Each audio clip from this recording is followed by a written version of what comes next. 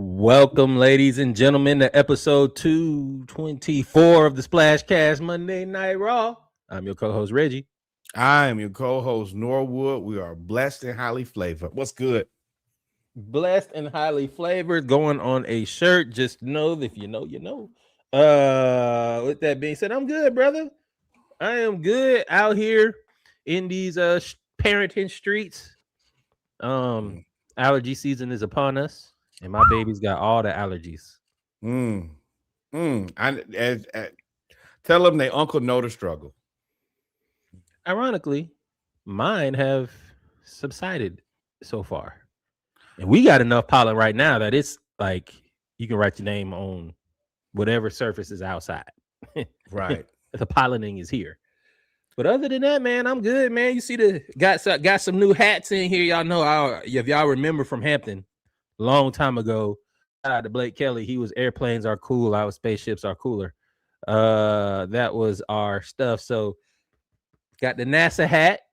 I do like that. Shout out to the shout out for the hookup on those. I'm still waiting on my Magic City sweatshirt though. I ain't never gonna forget. Not till it's in my hands. I need the Magic City sweatshirt. Hey, and guess what? Fuck you, Luke Cornett.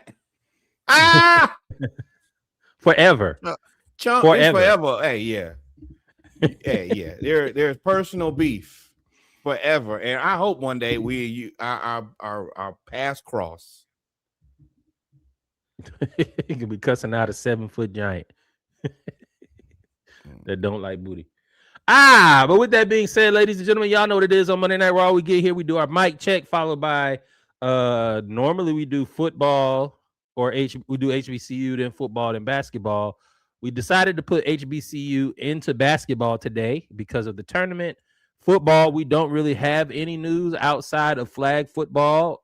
Travis Kelce's gonna play till he's 1,000,000 years old, and some other signings. With that being said, shout out to Hidden Leaf Village. Woo-hoo. With that being said, we here for the mic check. The mic I have been removed. I'm back. The mic check goes into different names. We now will call it mic check, aka Chop Talk for the Braves. Yeah. We are going to talk about the Braves until October. Really? Yeah. Now there will be a baseball segment. We will continue the baseball segment here until the end of the season with the Braves winning the World Series. So yes, this will be the new Chop Talk / mic check for all the miscellaneous and good things that we love. But y'all know that. We're gonna start out with the same old.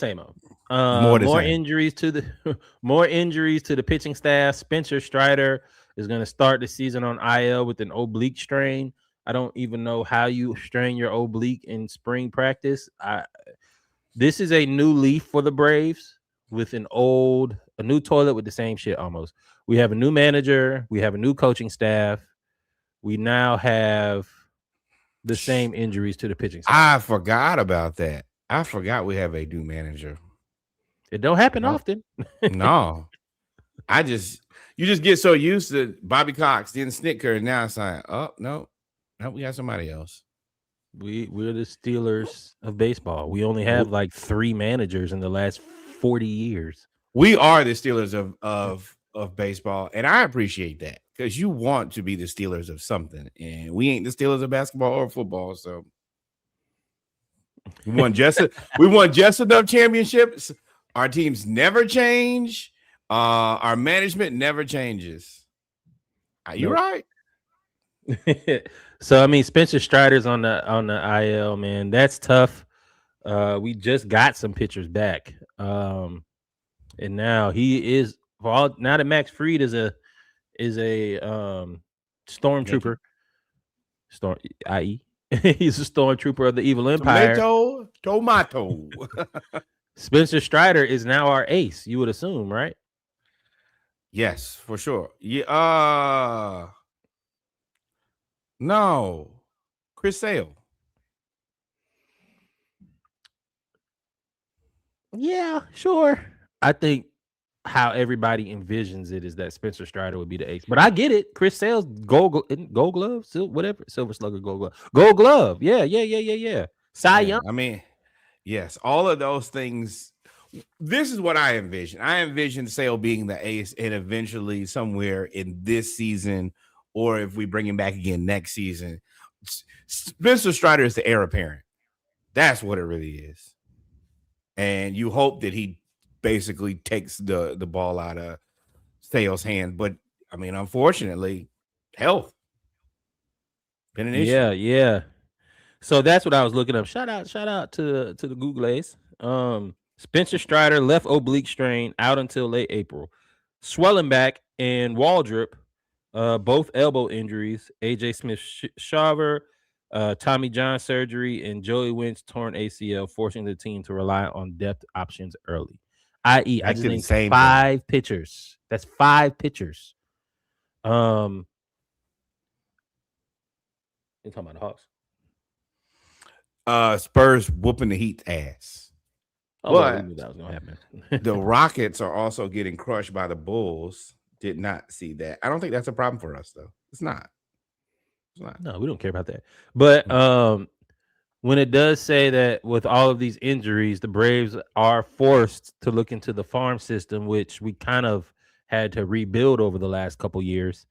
And as a result, we are now bringing up Didier Fuentes, the 20-year-old pitcher who smoking. What Jeff Passan said he was going to be in the bullpen, but in no hits, no runs, no walks, 17 strikeouts in 9 innings in the spring baseball. I just named 5 pitchers that were hurt. I just named 5. I think 4 of them were like season ending or coming back from season ending. So Didier, man, you might have to be in the rotation, big dog. Have to be in the rotation. Honestly, what he's done in spring ball, he's earned a spot into the rotation, and the man is 20 years old. It's like anything. If you play well enough, we're going to give you a chance. And if we could get him and Strider smoking at the same time, now we're dealing with something completely different.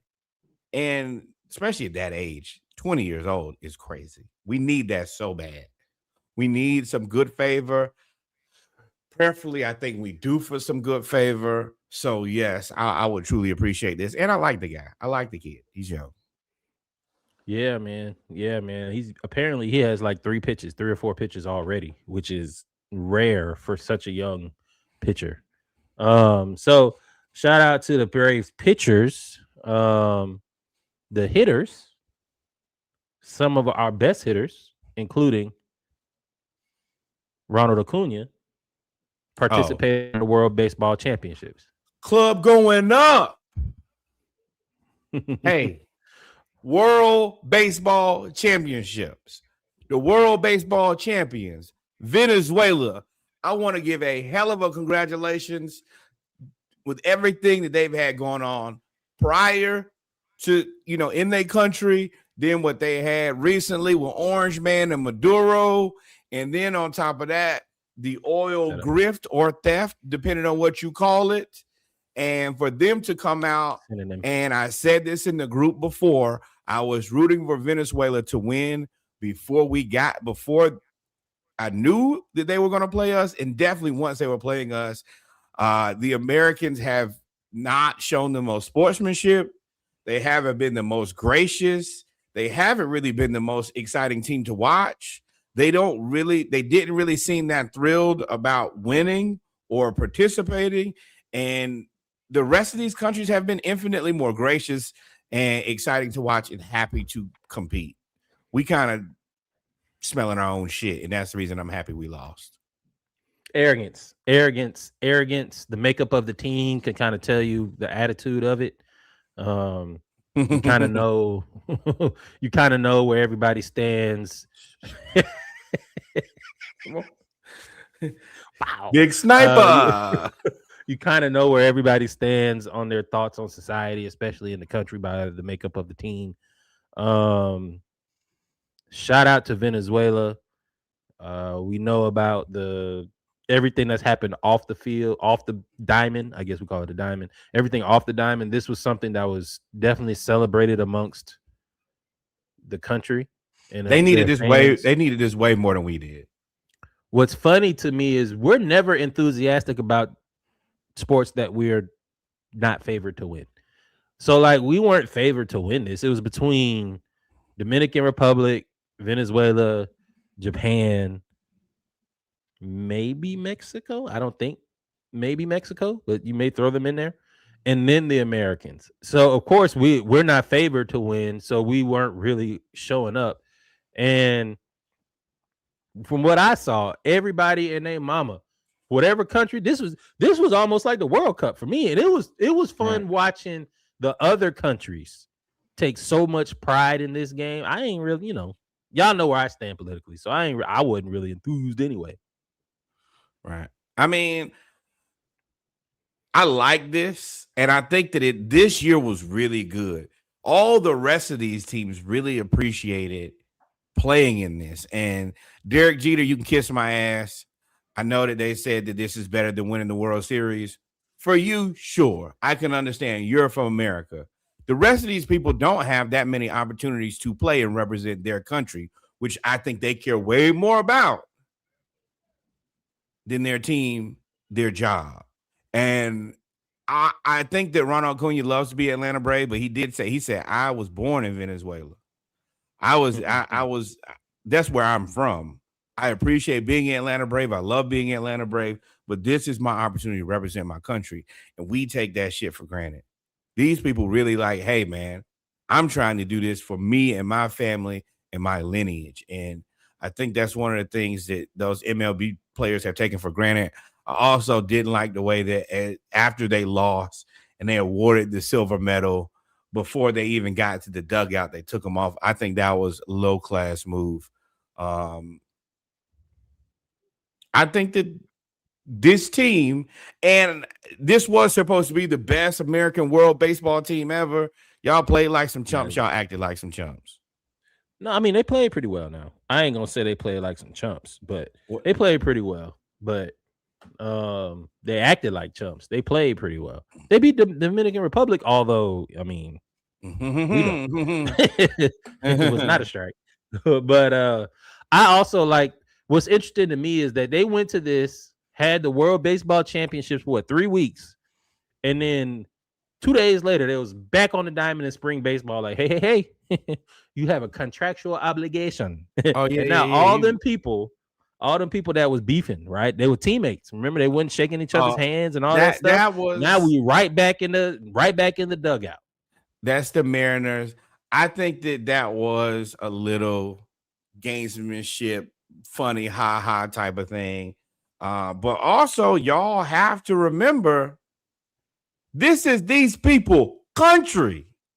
This is where they are from. This is where they're from, and all of their ancestors are from. Hey, man, this is still a job. This is still a job when you go to. Ancestors are from. Correct. And the rest, playing for in the MLB is great because you get paid a ton of money. But this is their job. This is an opportunity for them to celebrate their country in the same way that we love America and America this and America this and back to blue this and same thing with them. Say back to blue. Well, I'm saying that you know. I just know what you're saying. Yeah, that boy took that extra step. Took that zero step over there. Yeah. It's the news is newsing right now. But all of those things in the same way, like I think that it also pisses me off that America can take all the pride in this country, but when other people do the same, it's like, well, why do you care about where you live? It's where I'm from. And the same way you love yours, the same way I love mine. So hey, and mine ain't ruining the rest of the world for everybody.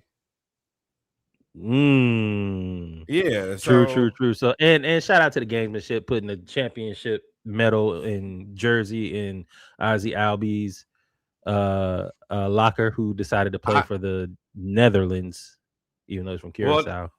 Yeah, well, that's the thing. They're Dutch owned colony. Mm-hmm. So that's how he got there. But he Yeah, was I mean, also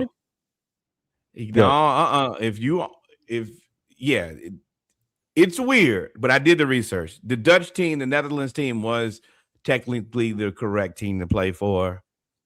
Like it or don't like it, colonialism, all of that. I ain't got a dog in the fight. You know how me and my folks got over here. But outside of that, it was great, and it was just really good to see people play baseball and really give it all they had, more than anything. And Ohtani is still the biggest athlete. Ohtani is still the biggest athlete right now in sports. I would say. Second biggest, because you want to know who was the MVP of the WBC? It was Ronnie Rockets, baby. The main event. Never forget it. Respect to you, show high, but this Atlanta Braves thing over here, man. I hear you. But so shout out to the World Baseball Championship. Sure. Reggie ain't I ain't gonna speak bad. Well played, I guess. But I saw the ratings. All right. But shout out to the World Baseball Championship. And before we close out on the mic check, Dennis Rodman is going to another Hall of Fame. He was in he's in the Basketball Hall of Fame, and now he's going to the WWE Hall of Fame in April, which is very interesting. If you remember, depending on how old you are, Dennis Rodman was one of the first basketball players to go and have a recurring role in World Championship Wrestling, the WCW, when he joined the NWO. Wolfpack, and baby. I mean, not the Wolfpack. That was that was the white. Right. You're right. The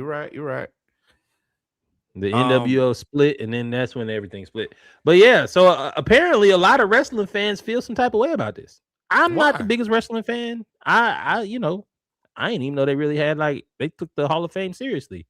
Oh, very much so. Well, wow. I was specifically at this point. Scripted? What does that have to do with anything? Movies be scripted all the time. It's still a great show, and a couple of things. Number one, wrestling is the only show that's been selling out everywhere they go for the past umpteen million years. Ain't no off years in wrestling.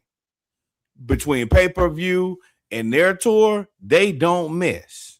They kill it. Now, I think that this makes perfect sense because Rodman was, like you said, not only the first basketball player, really the first real athlete to cross over into what this is, whether you want to call it scripted drama, soap opera, whatever it was. And he did it in a big way. He was a big character. And this was at the peak, at the height of, for the people who are our age, the NWO era. This is the Generation X era is really the that, but whoa, Kev. Yeah. Kev, boy, stop the conversation. Right. That was a hard. Yeah, I think that for me, I get what you're saying. It's real. It's real enough. It's really dangerous. Great point. That's he's very real. Yeah, but Rodman was the man, and eventually, remember, that's how he got Karl Malone, and I think eventually you get Shaq and all of those guys. He was a major conduit into taking wrestling to the top. Yeah. Because you know what? That's what it was when him and Karl Malone had their and Karl Malone came out there too, and he was part of it as well. Exactly. Now you look back, and I mean, you got Tyrese Halliburton and Jalen Brunson doing this. That's a legacy from 20 years ago. Something that I know y'all want to call Dennis Rodman all the craziest and peculiar and unique, and he is. He for sure is. But that's something that he started. That's a bridge that he created. And we've all grown up. We have all these athletes who are either closet fans of wrestling or big fans of wrestling. I can't remember who saw Booker T. Oh, I think it was who's the quarterback for the Texans? I can't think of his name right now. I can see his face. CJ Stroud. He saw Booker T and was in awe. So yeah, I think that Dennis Rodman has done great work for the WWE, and I think that him and Vince McMahon are probably pretty close friends. Definitely. If I was skipping a little bit, I accidentally unplugged my microphone. So, No worries. but yeah, man, shout out to Dennis Rodman, man. I ain't gonna lie to you, as you get older, as peculiar as you think he has lived a very interesting life. A Life. very interesting life. He has lived 4 lifetimes. He has filled his entire life with lives.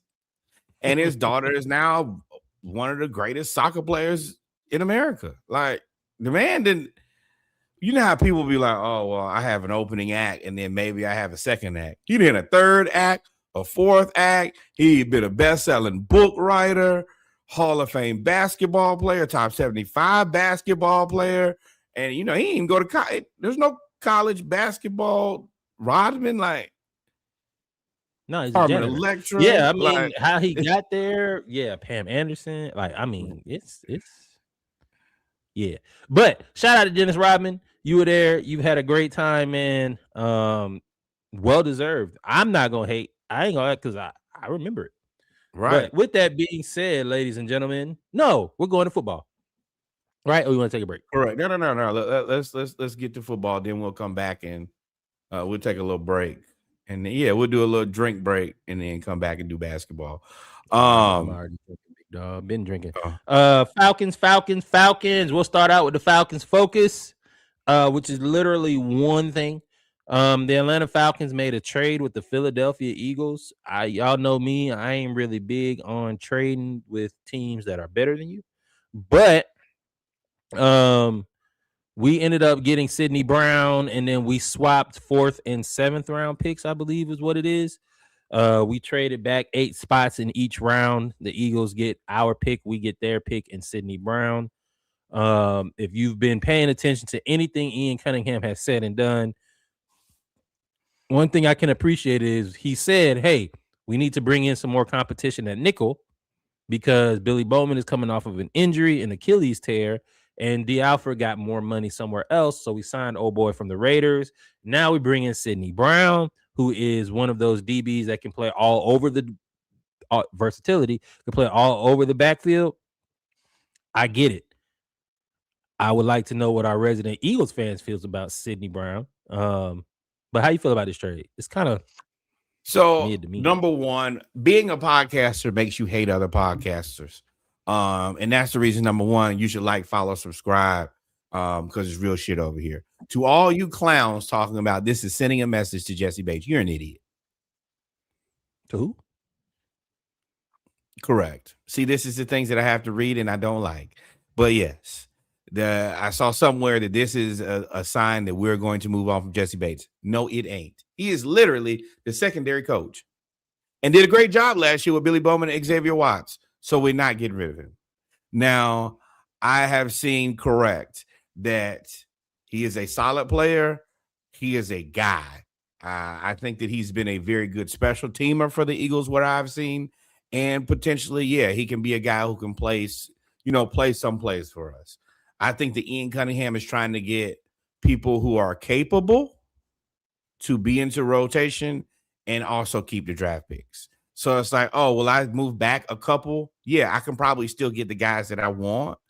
And if we draft correctly and scout correctly, and I can get a guy who can just be a rotational player.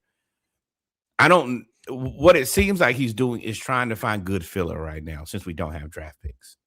This is exactly what he's doing. He is following the rubric. I mean, as much as we don't like the Orange Man, everything he said he was going to do outside of what he lied to y'all about, he done did. Now, he told us what he was going to do. He lied to y'all, but he told us. Same thing with Ian Cunningham.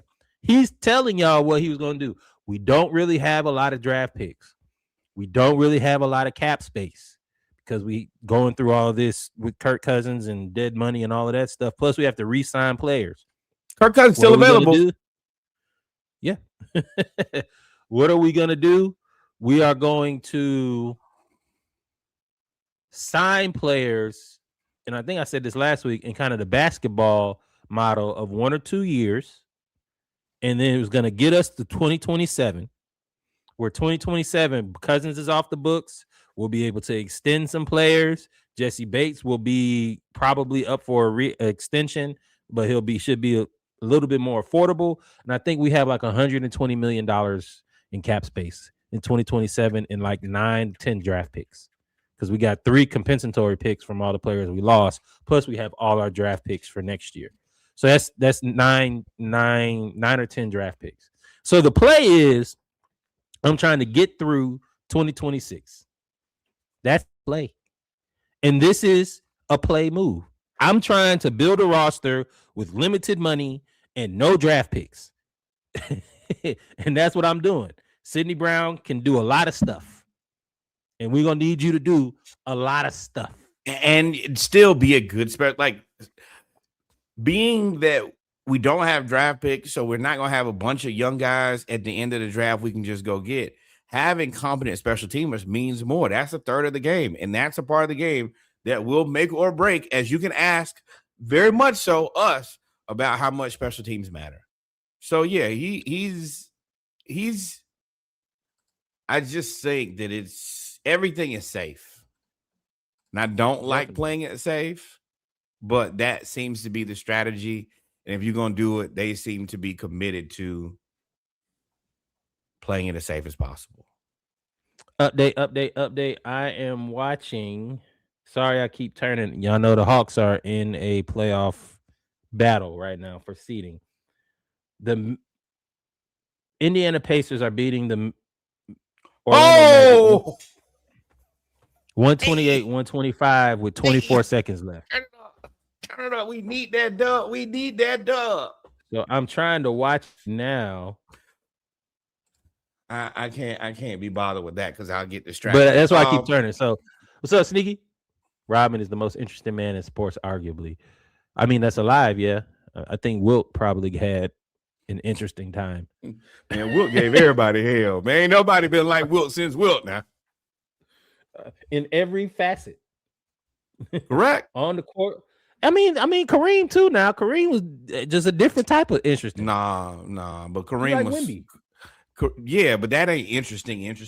It's respectable. It's a lot of things. You also not really like, oh, let me call Kareem and let's kick it. Kareem ain't like none of y'all. Nah. but back to it. Falcons, man, we're literally just trying to build out a roster and we'll figure it out from there. I think this is just phase 2. Next phase is the draft. Y'all stay tuned because we'll definitely have more coming up for the draft, as I will do some draft specials. But before we run away from that, we did kind of stumble onto something I find very interesting. Kirk Cousins is still very much so available. It doesn't seem like people are running over to sign Kirk Cousins. And the other part that's interesting is the Steelers. What are you is it me, Kev? You clicking in and out for me. It might be me. Is it me, Kev? You can hear him? Okay. Yeah. But for me, the two things are Kirk Cousins. Everybody was so believing that they were going to be interested in him. And it seems pretty quiet on the Western Front. And the Steelers don't know what's going on with Aaron Rodgers. That seems strange to me. Okay, thanks, Kev. So yeah, all of that's weird. And I think that you should be trying to figure out your quarterback, because until you figure out your quarterback, I don't know how you build an offense or a playbook.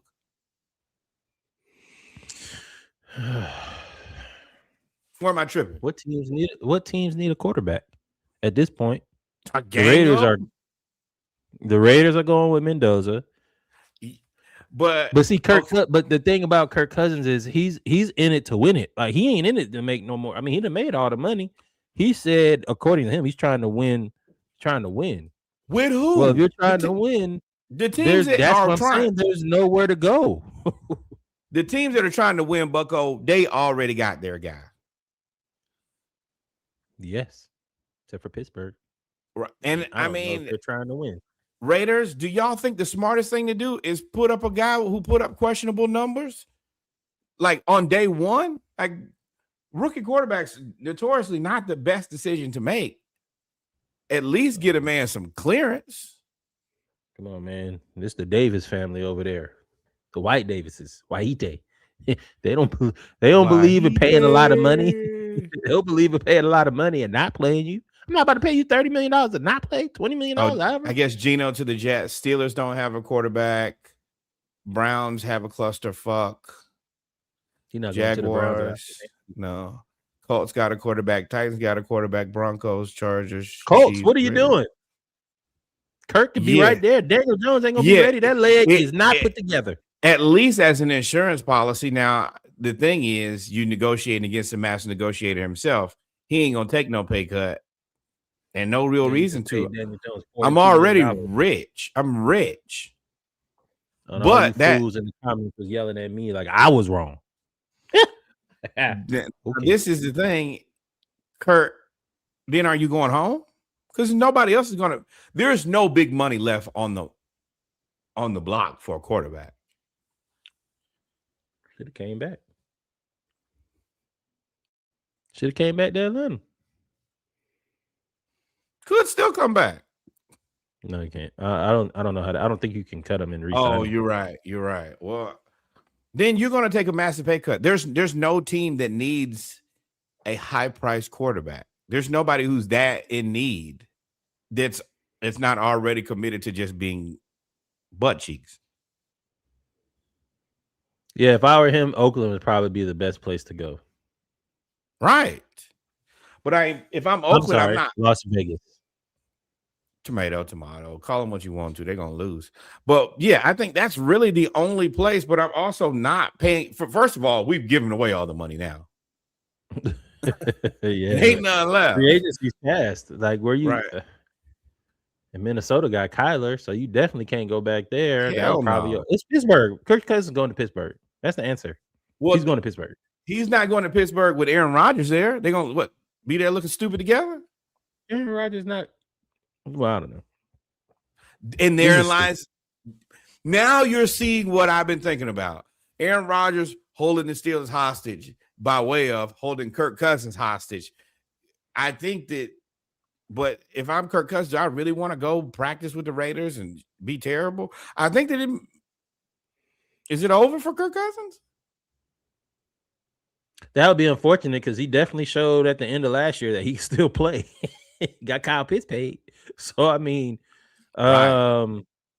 AFC West, no. There's nobody. I've looked at there's no team that needs a quarterback. You could go, depending on the money you're willing to pay, because I don't believe that Patrick Mahomes will be ready by next year. Is he? Justin Fields already there.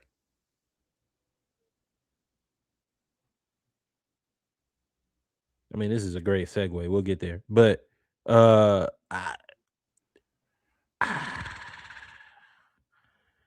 don't know. I would rather go with Kirk Cousins in that offense. They don't really move. They don't move Patrick Mahomes. Well, they need an offensive line, though.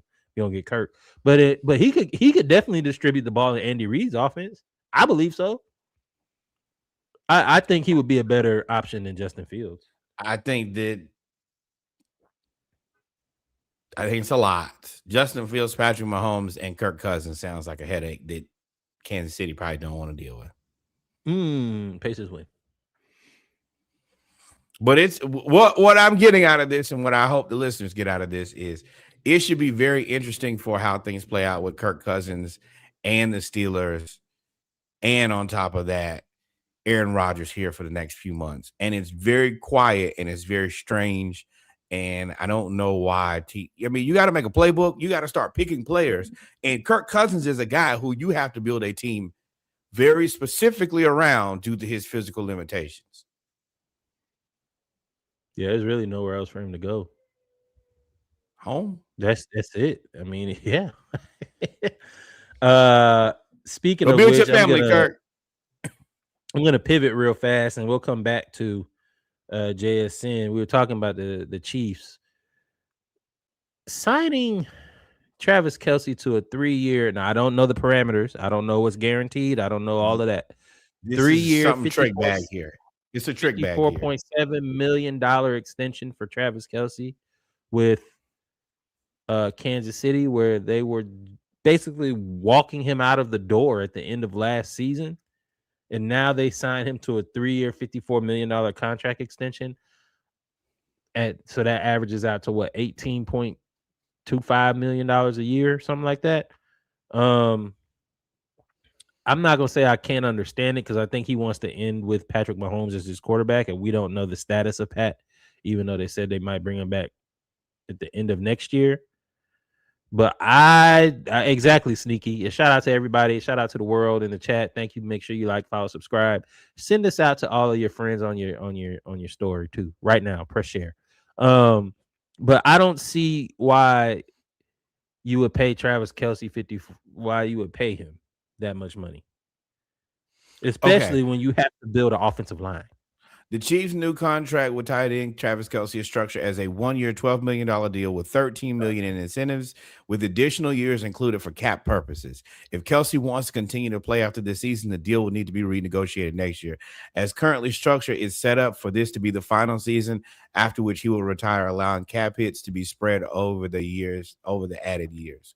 So this is a 1-year, $54 million contract? No. All the money's never was going to be paid, but what it allows him to do is to have the cap hit spread out over the other seasons if he was to retire at the end of the season. But if he was to play again next year, then he's going to have to renegotiate this entire contract. So 1-year deal. 1-year, $12 million deal. Yeah, it's just really razzle dazzle more than anything. But that's the reason you got to read. And that's the reason you got to listen to us, because we actually tell you the truth, because this is a headline to get clicks. And it's the jug of all jugs. Jug season. Jug. Y'all notice as the more sports becomes corporate based, all of the contracts seem to be like this across all the sports. Basketball, football, baseball, except for this one. Now, I was about to say, now we can talk real money. 4 years, $168.6 million for Jackson Smith-Njigba, making him the highest paid wide receiver in NFL history. That is after Jamar Chase signs for 4 years, $161 million in 2025, and Justin Jefferson signed for 4 years, $140 million in 2024. I will say, while this is applicable to the Atlanta Falcons, is you should have paid Drake London earlier. Should have been paid him. All this is going to do is make the floor higher. And I said, once we identify him and Bijan, give him the money. So that's $42 million a year. Woo! You would assume, and he's basically wide receiver 1 of last year. Jamar Chase was wide receiver 1 the year before. Justin Jefferson was wide receiver 1 the year before. So going into 2027 or 2026, you would assume Drake London is top 15 receiver. So 10. I think I can name 10 receivers better than Drake, but I don't know. I won't get into too far into that. I think you're probably looking at $35 million for Drake, 30 to 35 million. It's probably going to be the Justin Jefferson contract, 4 years, $140 million. $35 million a year. And if you do that, because of inflation, I can see it. But you're going to have, now if I'm Drake, you can do what Jackson Smith-Njigba did. He just went out there and was like, y'all not going to pay me? Then fine. I'll go out there and ball out. They traded DK because they knew what they had, and they bet on Jackson Smith, and he got rewarded. I love Drake. I want to be crystal clear. Y'all know how I feel about Drake London. I was a Drake London believer before many of y'all, and I actually had to show and talk many of y'all into being Drake London fans, supporters, respecters. The man is a murderer. He's also not Jackson Smith-Njigba. He just, as good as he is, he don't run those routes. He's not that guy, but a hell of a receiver nonetheless. A hell of a receiver. I just don't think he'll ever be a top 5 receiver. And that's fine. Everybody can't be top 5. But what I do think he can be a top 10 receiver for a very long time. I got Drake London And he plays with his hair on fire. I like a dude. We want big guys who are physical and mean, and he checks all of those boxes. Yeah, he's very. I think he's the new. I've said it before. I think Drake London is the new Mike Evans. And if you got Jackson Smith and Jigba in the top 1 or 2 or 3, I would have Drake London. Let's see. You got Puka Nacua, Justin Jefferson, Jamar Chase, Jackson Smith and Jigba, CeeDee Lamb, AJ Brown, potentially Pickens. Ross St. Brown, George Pickens, Devontae Smith. But see, a lot of those guys to me are situational guys. I think that Drake London is better than Puka Nacua in Los Angeles. In Los Angeles, I think that Drake London is a better receiver than Puka Nacua. I think he's just Puka Nacua is playing with Sean McVay. I think if Puka Nacua came to Atlanta, it'll be a ledge and he'll fall right off of it.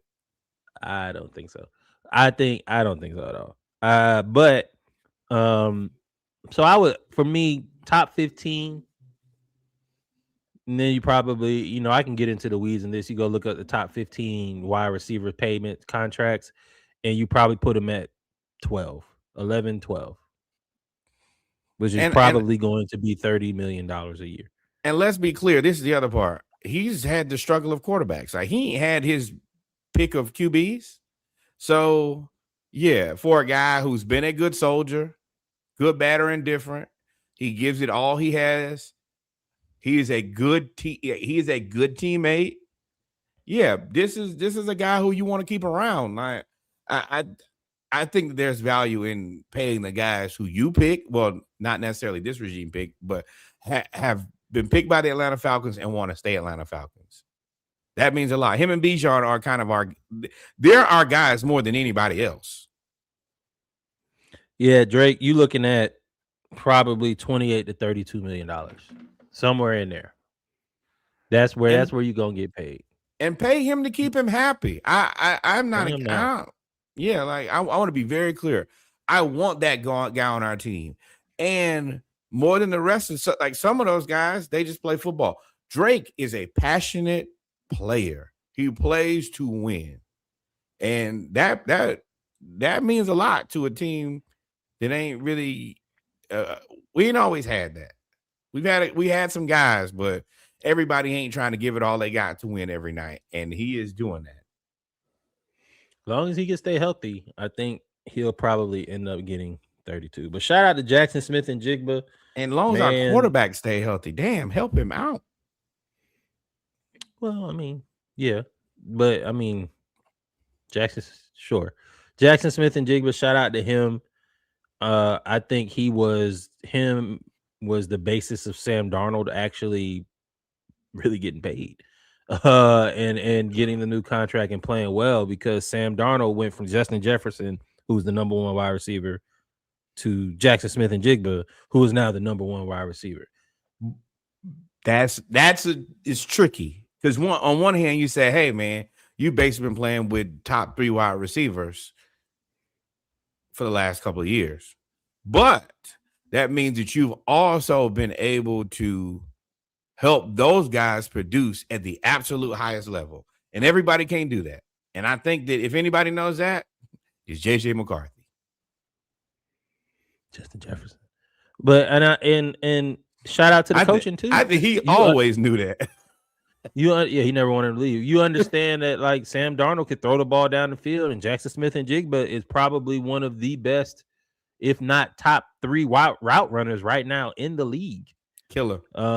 Murderer. Once he stacks you and gets on top of the route, it's over with.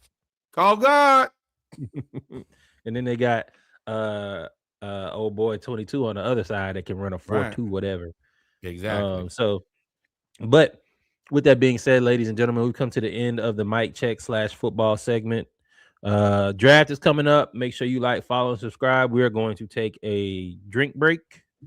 I already got my drink, and then we'll be right back with our hoop segment where we talk about celebrate WNBA, NCAA tournament, and Hawks talk, as well as news around basketball, the NBA.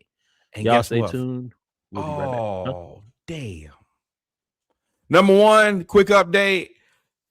The Lakers lost to the Pistons with no Kate. Yes, which is disappointing, but that don't really matter to us. I want everybody in the East. I want the East to be flat. Give us a chance.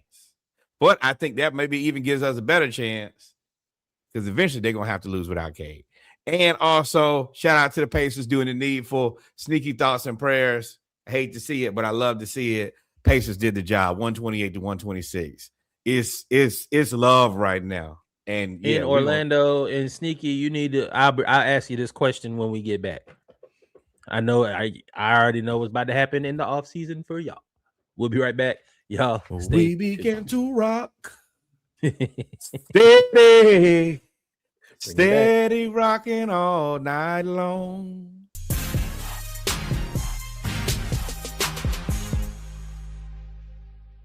And we're back, ladies and gentlemen, with our final segment of episode 224 of the Splashcast, Monday Night Raw. No. Tell us. You keep kidding. The basketball segment. I do love that. I ain't gonna say I love it, but this is kind of, we're winding down. We're getting the baseball season, getting towards the off season of all the other major sports, and shows are going to be a lot shorter. Now we 49 minutes in. Normally we just getting started over here. 49 minutes in, but now you might get 49 minutes of basketball too. So you're gonna get it, but normally we'd be at 3 hours. You're right. What was I laughing at? I scrolled. So we have a friend group, and there's two things that I laughed at. One was, I don't care if y'all don't like it, it's not sports related. A white woman gave birth to a black baby and accuses the husband of having an affair with a black woman, and that's how she had a black baby. Punnett squares, baby. 10th grade science. But y'all don't believe in science anyway. Y'all believe in science anyway, so don't matter. And then the very next thing that we read was quadruple amputee pro cornhole player. Let's just stop there. Quadruple amputee pro cornhole player. Now, amputate means cut off, right? I'm assuming quadruple means they cut off all 4 limbs. Now, they could have cut off something else. I don't boxes. But they cut off all 4 limbs. Don't do that to that limbs. Quadruple means no legs, no arms, and he is a professional cornhole player. But that's not the end of the headline. I just wanted to stop there. The end of the headline says is charged with murder in Maryland shooting. I guess I should have said was we give a warning? Trigger warning. Yeah. A quadruple amputee cornhole champion is now convicted of murder with no legs. Maybe you move or run. No arms. You know what?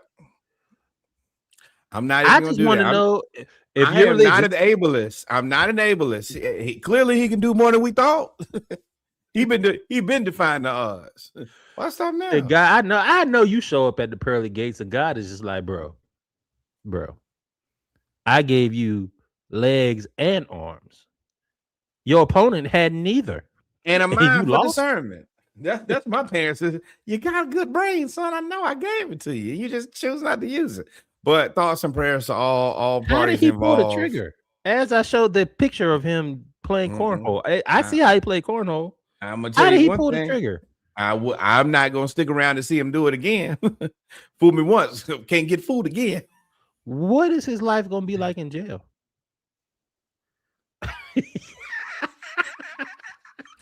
I assume he'll be leaning on the everlasting. Ragdoll. All right, ladies and gentlemen. Hey, whoa. Hey, yeah, we're gonna move right on to Reggie is a clown, and I am happy to announce it seems that boy like gonna be a pinata. Yeah.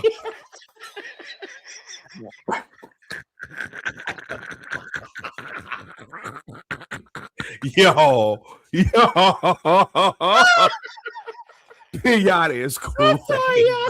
I've been laughing at this for like 10 minutes. Hey, for T's and P's, all those involved. Somebody did lose their life. The women of the WNBA and the ownership and leadership of the WNBA seem to have come to a resolution and found a happy medium. And it's for the people who are watching, y'all can see now that number one, the minimum salary has gone up from 66,000 to 300,000. The average salary goes up from 120K to 600K. The supermax goes from $250,000 to 1.4 million, and the salary cap itself goes from 1.5 to $7 million. Realistically, all of this really looks like closer to what a professional league is supposed to look like. A minimum salary of $66,000 is a good salary for a non-athlete. Very much so. And being an elite athlete getting paid $66,000 seems outrageous, to be completely honest. I'm happy that it seems like they will avoid a lockout. I think that's one of the things that, me and Reggie have reiterated, if not one time, a million times. It's in everybody's best interest to, as soon as possible, ratify this thing. You guys have come off a really big year, the first profitable year, so much, just interest in the league that let's not. No hands is crazy. Kevin, you an asshole too. I've been. This was great for all parties involved. I'm excited, and I think that this is better. It's still much work to be done, but this is a step in the right direction. One thing missing from here that I really, really like specifically is pregnant players cannot be traded without their approval. And we saw that happen last year. I can't think of the girl's name who got traded while being pregnant. And this is just a bad move. And to put that stipulation, classy move. And yeah, I have to say this is a lot of women negotiating against each other. Certain things I think just across the board should be kind of, we're all. It is a lot of women, but I mean, most of the WNBA teams are owned by NBA. Yeah, owners. But Kathy, the president. Yeah, but she's. I'm not absolving her for anything, but there's also a directive coming to her as well. Now it's up to her to push back. It's certain things that, as a woman, like that's my thing. As a woman, it's like a black person. It's certain things that, and I ain't gonna speak for everybody. Mm-hmm. But for some of us, it's like, hey man, go to hell. I'm not putting my name on that. I don't care. And I think that I'm glad that they got it done. I'm glad that that's not a point of contention, but I had to highlight that because that is one of the biggest outside of just the financial compensation, but that stipulation is very important. We are going to move right. No, because I didn't say anything. Oh, my bad. I get to running, man. My bad. I get to running. So the thing the more about the CBA, other than the salaries, which is what I really think were the negotiations were about, was one of them was revenue sharing. Players will now receive 20% of the league's gross revenue, with the salary cap growing also to $7 million in the first year and adjusting annually based on revenue. So now there's not a permanent cap. It adjusts just like the NBA and just like any other sport, really. Right. The travel facilities, the agreement mandates charter flights for all team travel. Let me tell y'all something that you never prepared to see. When you're taking a red eye to Louisiana or to anywhere and you see 6'4" WNBA players just walking, getting on the plane with you, and they getting coached, and you're like, wait a minute, y'all waiting on a flight like me. I just saw the HBCU band the last time I was going to Atlanta, and I was like, man, what, y'all gonna be on this plane with a bunch of regular people? Like, don't y'all need your own? And they're not, because they're amateur, they're not professional. I agree with you, but as a patron, I really was like, hey man, get all these children off this plane. I don't want to be on here. It's the same. It's anytime you travel as a team, you just think, hey man, y'all need to be somewhere by yourself where y'all can be together. Next, y'all all tall as hell. These regular flights ain't big enough for you. They're barely big enough for me and you. And we still relatively normal sized humans. So nah. So yeah, and enhance the standards of the team facilities and staff. Each team will now carry 12 players plus 2 developmental players for this. So all those times of those lottery picks not making the team and having to go overseas and all of this stuff because there's not enough spots, they've added to that, which is right. In the rookie, like you said, the rookie scale, but also the agreement also means that both the NBA and WNBA will facilitate league expansion with a 50-game season planned for 2027-2028, increasing to 52 games by 2029. So now not only are they forcing you to invest in the growing of this as well, you now have to invest totally into the franchise, which is all they were really asking for, was to just invest in us the same way that you invest in somewhere else. I'd like for all of these things to kind of be vertical. So as you grow each team, you have an NBA team, WNBA team, G League team, and then I don't know, maybe like a W League team. And instead of it being 5-on-5, I could see them taking the unrivaled thing and go 3-on-3. And then maybe you have a roster of 6, like a developmental league of 6 players, and they play 3-on-3 or something like that. I think that would be dope too, because there's just not enough spots. There are not enough spots in the WNBA for all the good players to play, and that's the reason you have first round draft picks who are out of the league like in the first couple of months. I had an idea when they had Unrivaled, because they basically took the model, and I'm not gonna say took the model in terms of copycat but it's very similar. It's the blueprint. They did what the Big Three did, right? Except for they used current players because the WNBA, CBA was so bad. If I'm the Big Three and I'm Unrivaled, I like the whole thing of things being vertical, like you said, and you basically can move your way up. Why not partner?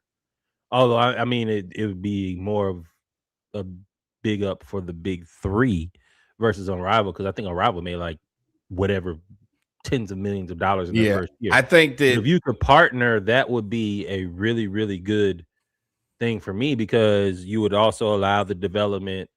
I don't know if you're going to have a G League per se. I think you should. But with college basketball and NIL now, you have to figure that into it as well. But I mean, what you got? What, 12 teams, 6 girls, 6 times 12, that's 72 players. And I would not be pushing that if you were able to take all of these draft picks and play them.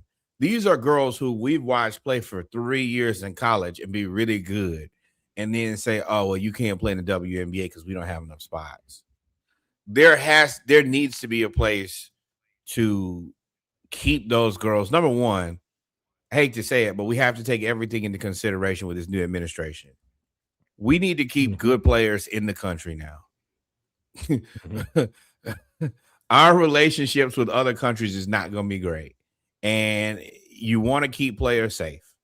And right now, the only way that is going to be reasonable is to keep them in the United States of America, because we have a president who's a lunatic. So we should find a way to give those girls who we've watched, because y'all know how I feel about college basketball, and I prefer the women's to the men's, especially since my team has gone home. So if we watch them and care about them for the last 3 years, then absolutely we need to find a way to have them be able to make money in America and continue to play basketball until they can get to the WNBA. And still have a life. Be correct. Right. These are some things. Too. Shout out to Allison Felix as well. She was one of the first ones to bring that whole issue up in track. Yep.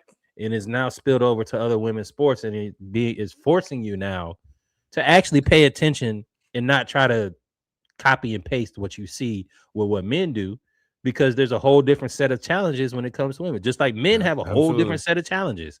Absolutely. So like you can't cookie cutter it. You have to put in effort. And I think that's what the basis of this whole thing was just effort.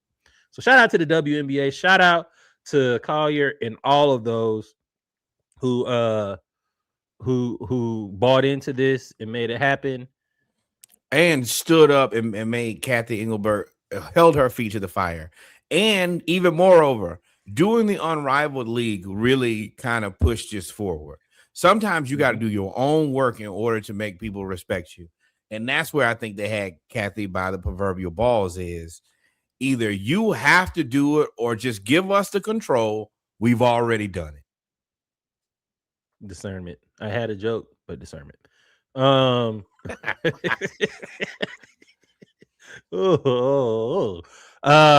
with that being said, shout out to the WNBA, man. Y'all got it done. And this is just the start. NCAA tournament. I can't believe you haven't watched. Well, I can't believe that you haven't watched any games because you don't watch any games other than I watched us.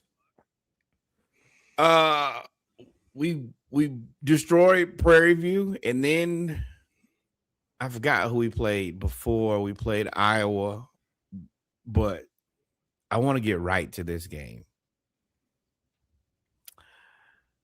I'm frustrated. Number one, the Florida Gators, number 1 seed, lost to the 9 seed Iowa Hawkeyes. As y'all can see, I'm a little flustered right now because I think we should have won this game. I think we're a better team. I will say that we started out very slow on offense. I think that was a recruiting issue. I think that we got Xavier Lee, the kid from Princeton who was supposed to be a bucket, and for the vast majority of the season, he has not been that good on offense. Well, not in this game. Yeah, but even in this game, when we needed him to come up with a bucket at the end, he fumbled.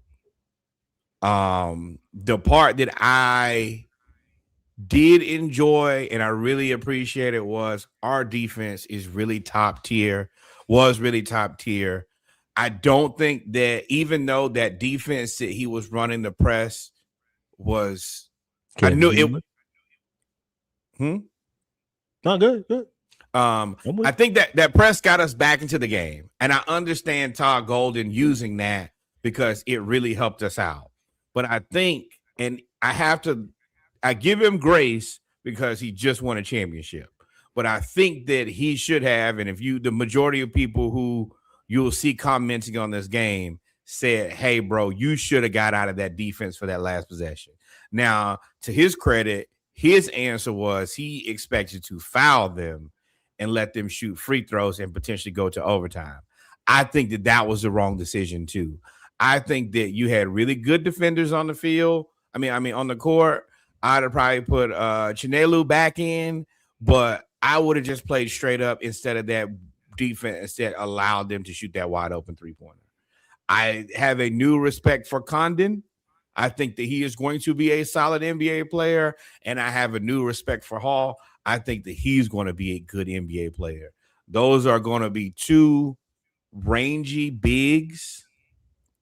I think Condon is a 7-footer. He's going to be a solid player, and Hall, I think, could be really good, projected to maybe go to the Spurs. And that is very scary to me. Him and Wemby together, Ed Carter Bryant, Stephon Castle, and Harper would be a very good, talented young core.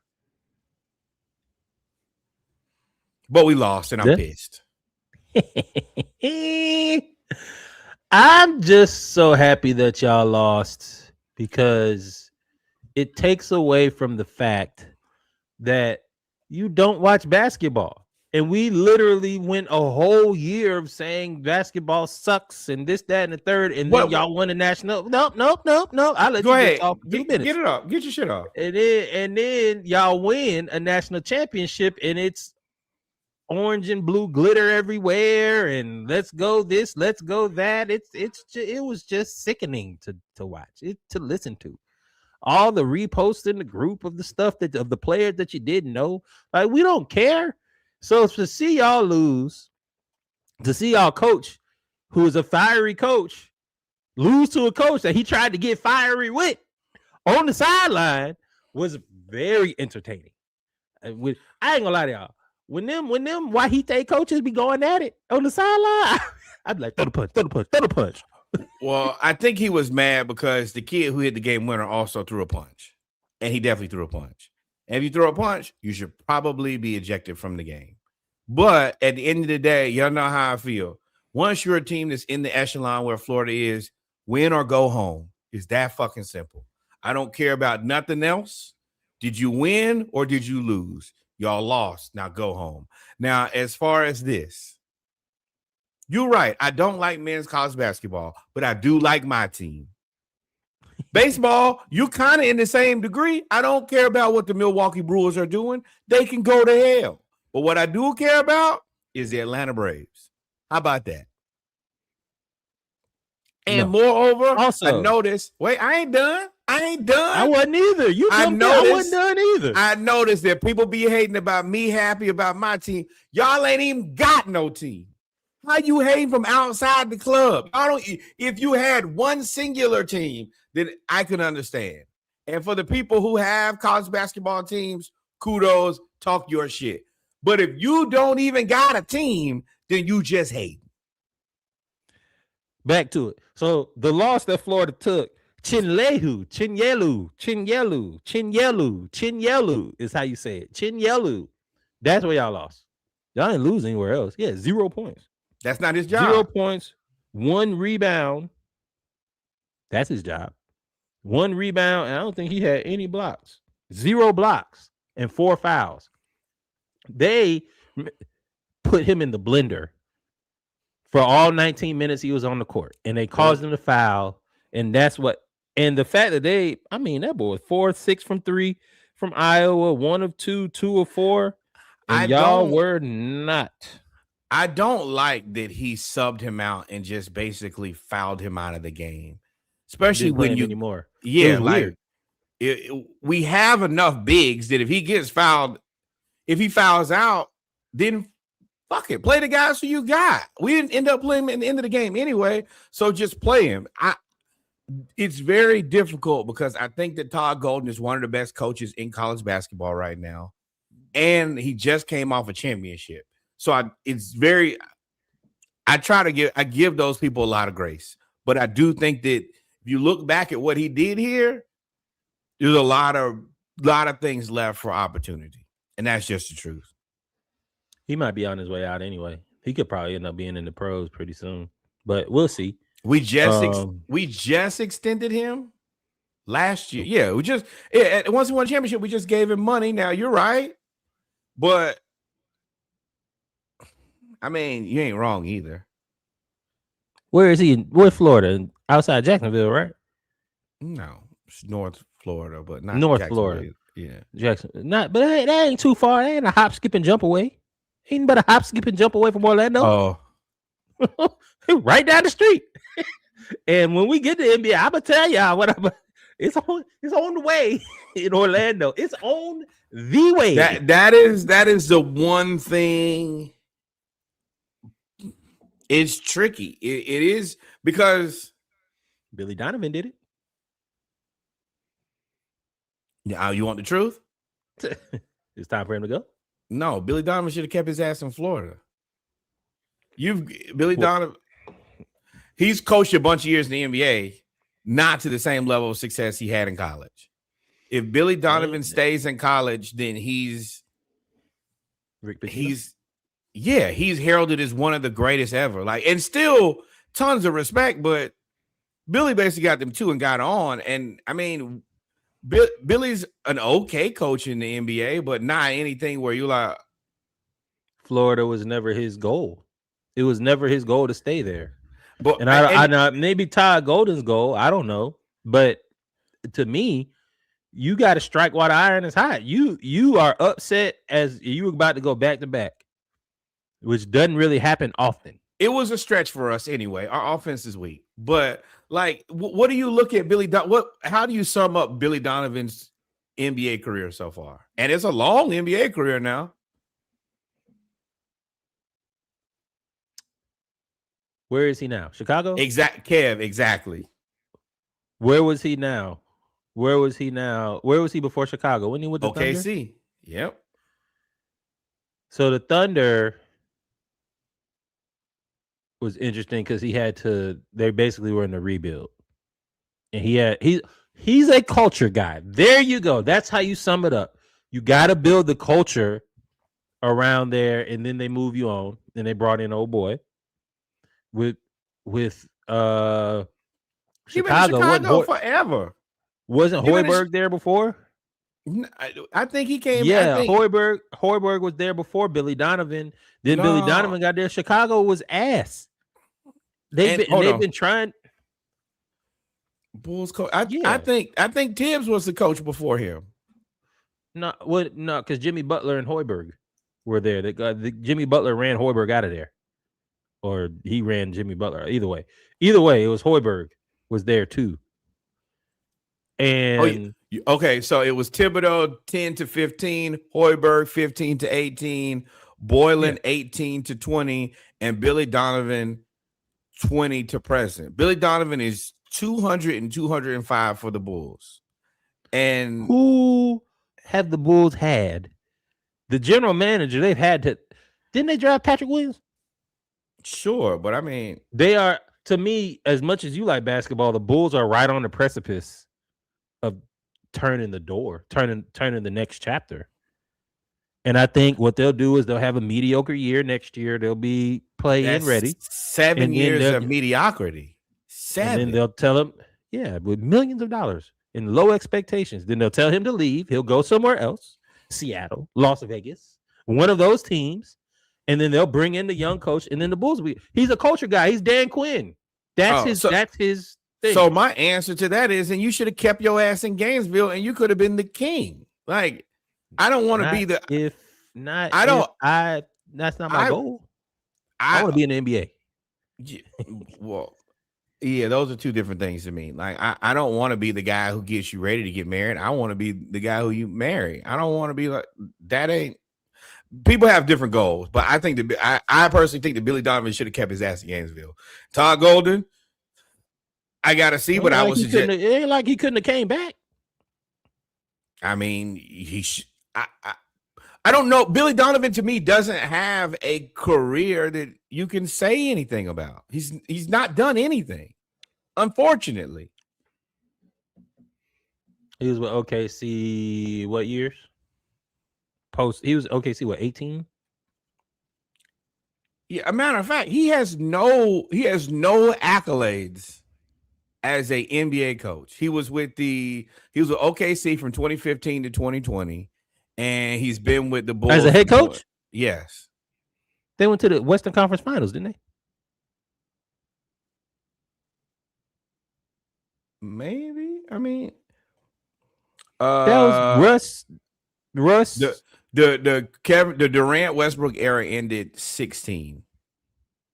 Yeah, they're the year after the Western Conference Finals. Yeah, and they were up 3-1 against the Warriors, and then they blew it. And then KD went to the Warriors, and that's it. And he had James Harden there before, and they traded James Harden to Houston. I don't. So what do you have for Billy Donovan's career? Like,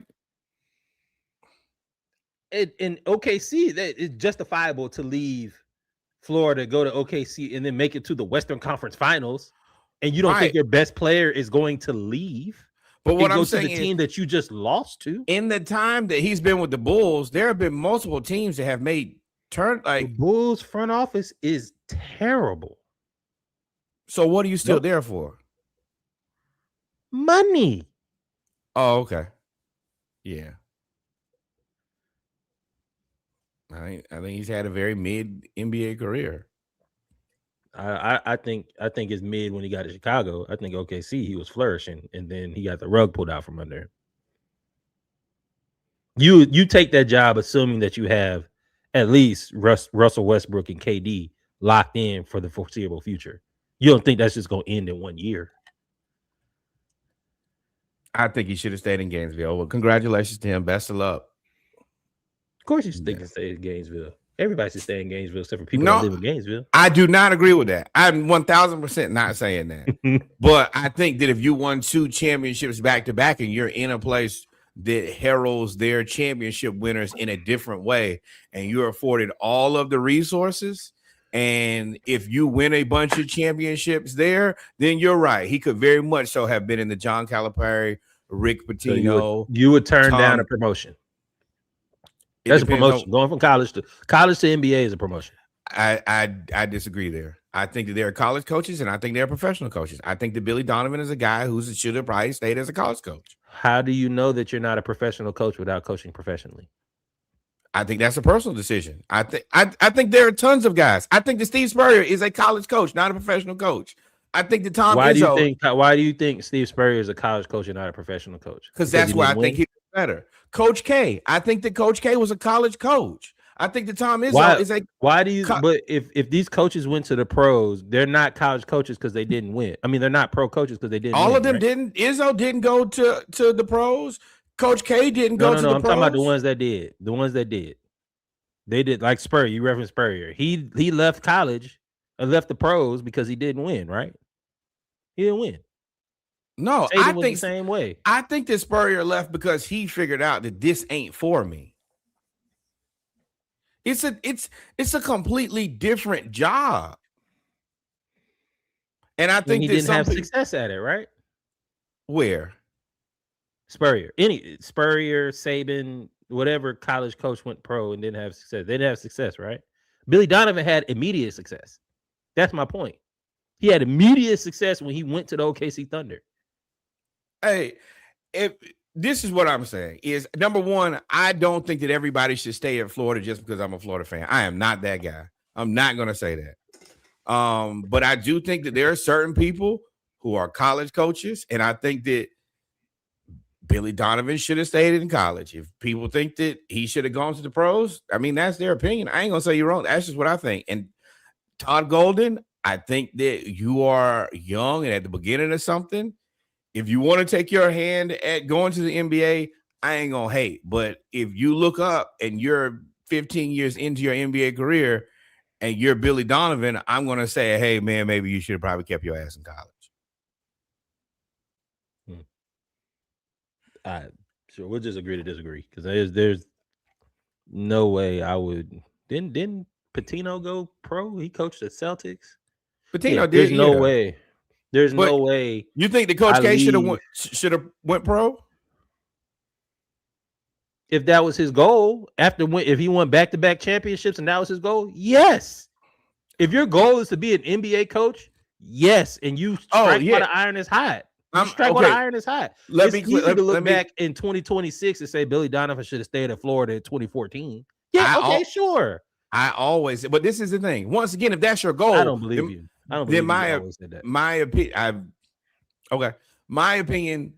If that's your goal, then my opinion don't matter in the first place. Do what you have always set out to do. But I think that some people set the wrong goals. The reason I don't believe you said that, because there's no way you say that and you're in the Western Conference Finals of 3-1 and you say, you should have stayed college.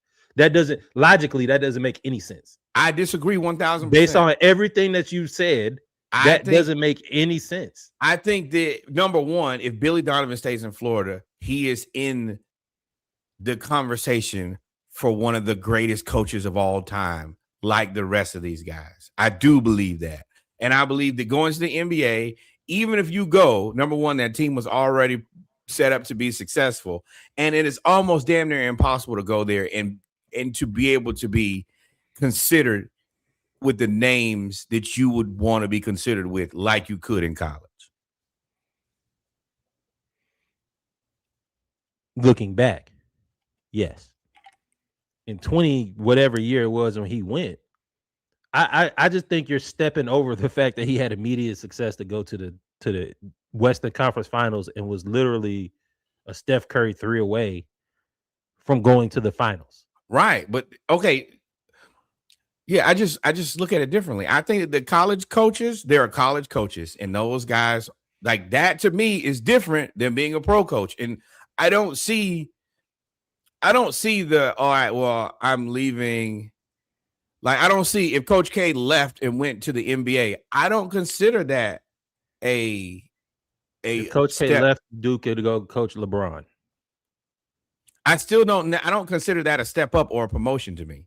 I consider that a lateral move. Yeah, we'll disagree. Then we disagree with that right there. You could save 15, 20 minutes. That if you telling me that you coach in college and you being a really good college coach, and then you have a chance to coach the best in the world and be successful at it, I think that all of the top coaches in college, if they wanted an NBA job, they were gonna get it. I don't think that there was ever a point. Two different things. I'm not telling you should go coach the terrible players. No. What I'm saying Kevin Durant or I think that Roy Williams, if he really pushed it, he could have coached a really good team. Coach K could have coached a really good team. I think Mike Izzo, if there are teams that are available who lose their coach, then yeah. I don't like these are the biggest of biggest coaches. Yeah, Jay Wright, Connecticut. Connecticut and them back-to-back champion. I mean, not was it UConn? No, with ain't Jay Wright the commentator? Oh no, Villanova. Yeah, that's it. Villanova. Jay Wright's a little different. Jay Wright, because he didn't get the championship until the last 2 years of his career, right? He went back with Brunson. Yeah. In a shot. Yeah, he was known as the forever failure. He was Gonzaga. He was Gonzaga before Gonzaga, if I remember correctly. But I think that the majority of these coaches, if they really wanted good NBA jobs, when good NBA jobs came available, they would have them. You're not going to turn down Coach K. Look at how many coaches the Lakers have hired. You don't think that if Coach K said, hey, I want to be the next coach of the Lakers, they would have please and thank you. And you got to remember, these are also the same guys. They're the head coaches of USA basketball. So they have personal relationships with all of these guys. Mm-hmm. And Nike. So yeah, if they wanted the job, they could get it. I don't think that these guys, you don't think that Dawn Staley could go coach wherever she want to in the WNBA? Yes, I do.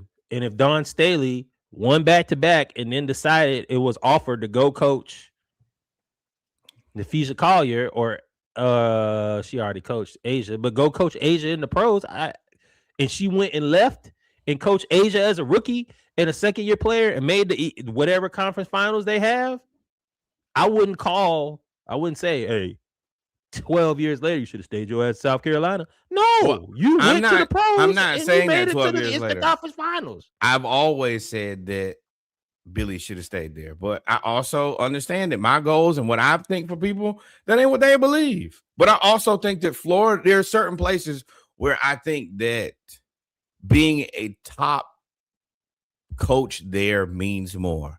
I think it means more. And you would have been the first. I think Notre Dame is a place like that. I think Florida is a place like that. I don't think Florida, in terms of what? Athletics. Like, I mean, look at the guys. I think being the best coach at, now this ain't a shot at Florida, but I don't think it's the same tier at all.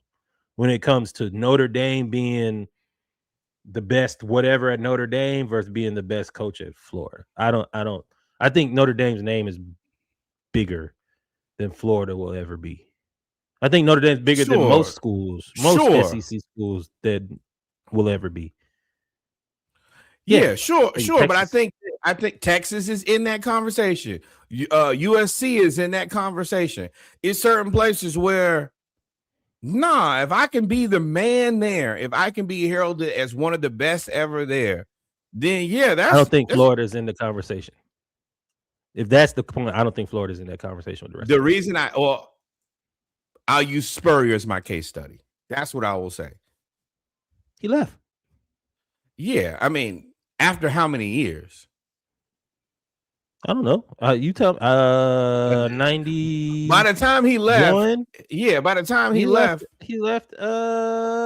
because he went in the early 2000s. It was like 10 years. He'd already won a national championship. He'd already won a Heisman Trophy there. He was destroying the SEC. Yeah, at this point, yeah, sure, whatever. I've already cemented myself as one of the best college football coaches of all time, and I'm a Heisman winner here. Billy didn't do that. Sure, I mean, yeah, but I think that Billy could have been Cal or Spurrier or Izzo. Can you say the same about Spurrier? Absolutely, I think that Spurrier should have kept his ass in Gainesville. I think that everything after Gainesville was a train wreck. And then even that, he still went to South Carolina. I was in South Carolina. He brought them back from the. That's the thing. Another terrible joke. R.I.P. Right. This is the thing is he went to South Carolina and never really was that good, but he's still the best coach ever in South Carolina. Yes. They made it to the SEC championship game, if I'm not mistaken. That don't mean shit for Steve Spurrier. At South Carolina, it do. Yeah, dude. I disagree. That's early stages Florida. When he came from Duke and came to Florida, they weren't winning. I 1000% I just no. I don't think that in the little bit I know about Steve Spurrier, going to an SEC championship with South Carolina didn't mean shit to that man. Did we win or are we going home? Okay. I will just end that with I disagree. Fair enough. But either way, Gators, it's rough. I'm going to tell y'all now, I assume the players to either be going to the draft or to be finding new teams. So this is also may actually lead to your point. If you don't want to recruit a whole team, and I think he's going to have to recruit a whole team, then he might move around. Who, Golden? Yeah, because I mean, your guys, your anchors on this team are going to the NBA. All of them. Right. When I looked at that roster, I said 7'1", 7 feet, 6'11", 7'9". I was like, oh, okay, well, they all going pro. And I do want to give a little credit to, I forgot the defensive coordinator's name, that black dude, but he's basically the guy who's been building defenses in college basketball forever, and this was his shining star of a front court. But I could see him moving if he don't want to do it. Next season will say a lot. If he comes back, then I think that he wants to stay. If he doesn't, then I appreciate the championship. In quick hitters, in HBCU news,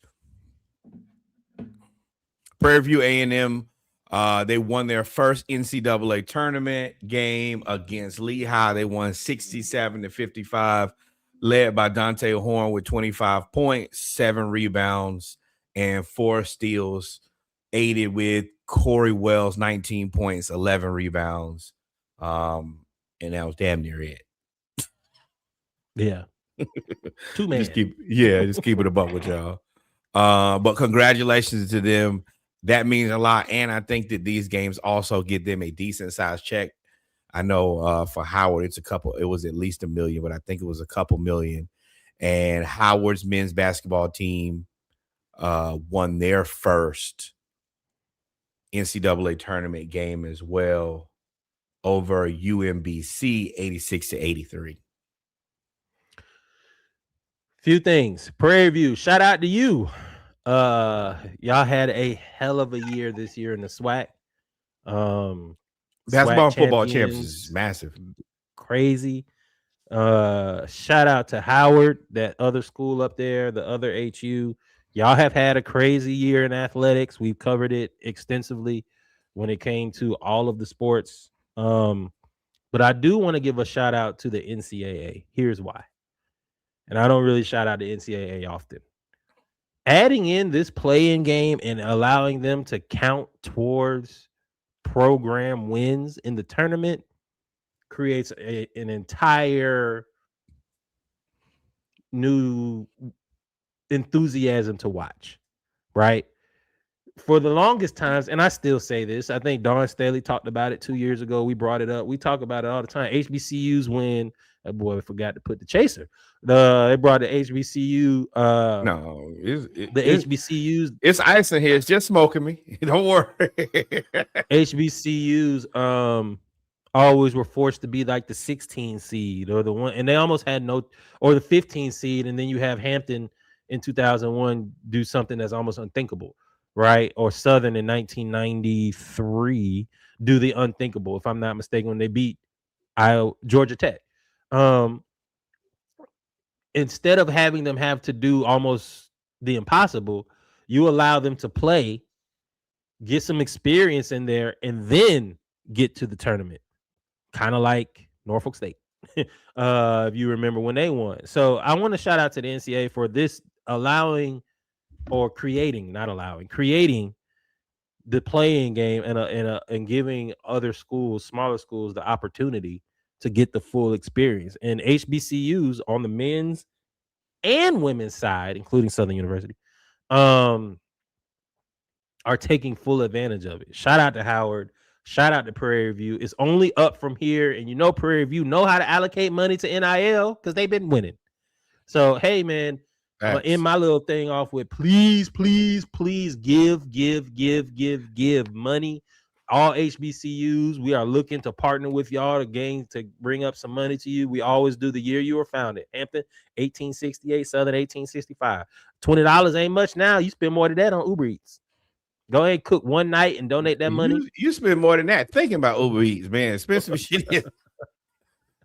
And send it to the HBCUs, man. Shout out to Prairie View. Shout out to Howard. Shout out to Southern. Shout out to all of the schools that won in the NCAA tournament.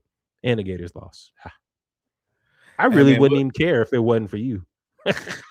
I know. Really wouldn't care at all. And that means the world to me that I got people. That's my thing. If you had a team, one of my friends posted, but he has a team. He is a UNC fan. Cool. And I talk shit when him and Hubie lost. But for the people who don't even have a team, bruh, and I am very humble about my team. I am. We've been good all season. I ain't been talking the most trash. I've been You don't like. Go ahead. Okay, so this is clearly where y'all missed the boat with me. Y'all think just because I can't talk trash about my team by himself. See, it make me see. This is what y'all want me to be the evil villain. Y'all want me to. You've been the evil villain your whole life, and then all of a sudden you want to turn over a new leaf when your team's. That's what you want. How am I turn over a new leaf? My team just won a championship. The Gators suck. The Gators in football, y'all suck. Oh, okay. The Gators suck at football. The Gators suck at football. You didn't care about basketball until they were good. That's not true. You never talked about it. You bashed men's basketball. We've had this podcast since COVID. I can bash anything and still like my team. Oh, let me be very clear. It's the same way I feel about hockey. I do not like hockey. You want to know what I do like? I like the Tampa Bay Lightning, and we are kicking. See, that's what I'm gonna have to do. I'm gonna have to remind you. Yes, y'all do. If you didn't care, you wouldn't be happy when my team lost. When y'all yes, I would. I don't care that you like them. I'm happy that you lost. I think you're not italicizing you. You got to underline, bold, and italicize. You lost. I am just glad that I could bring people together, man. I'm a special person. You gotta see. Without me, we've been friends since 2000. Where would the world be, man? 11.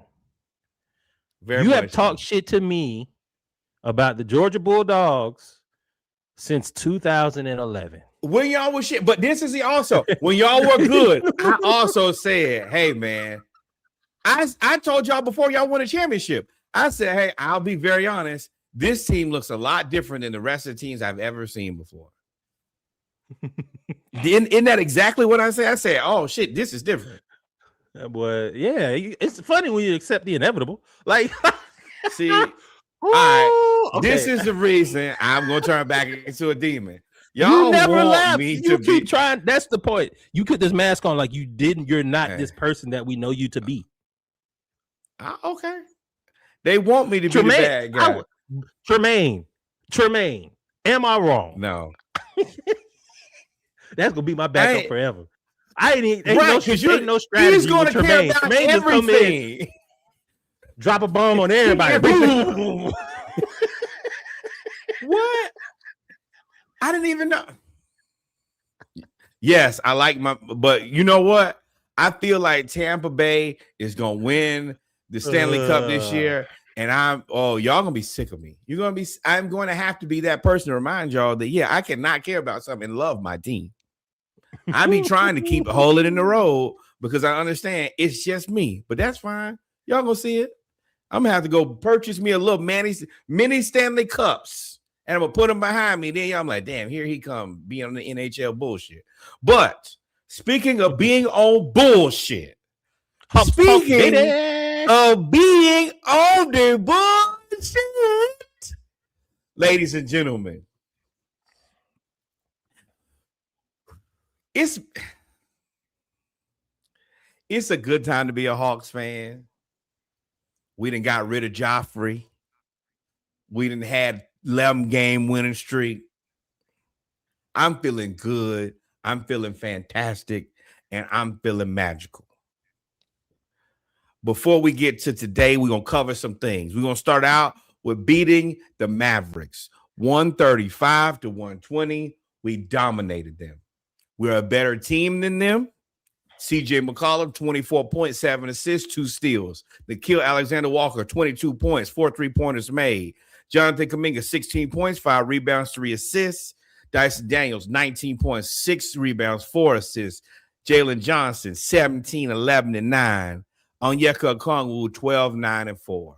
We were playing good, egalitarian basketball. We beat the Mavericks.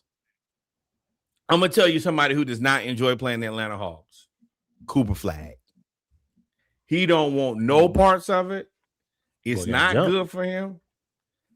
Dyson Daniels is the Cooper Flag irritant, and I love it. And this was a good win because the Mavericks can beat you if you play with them.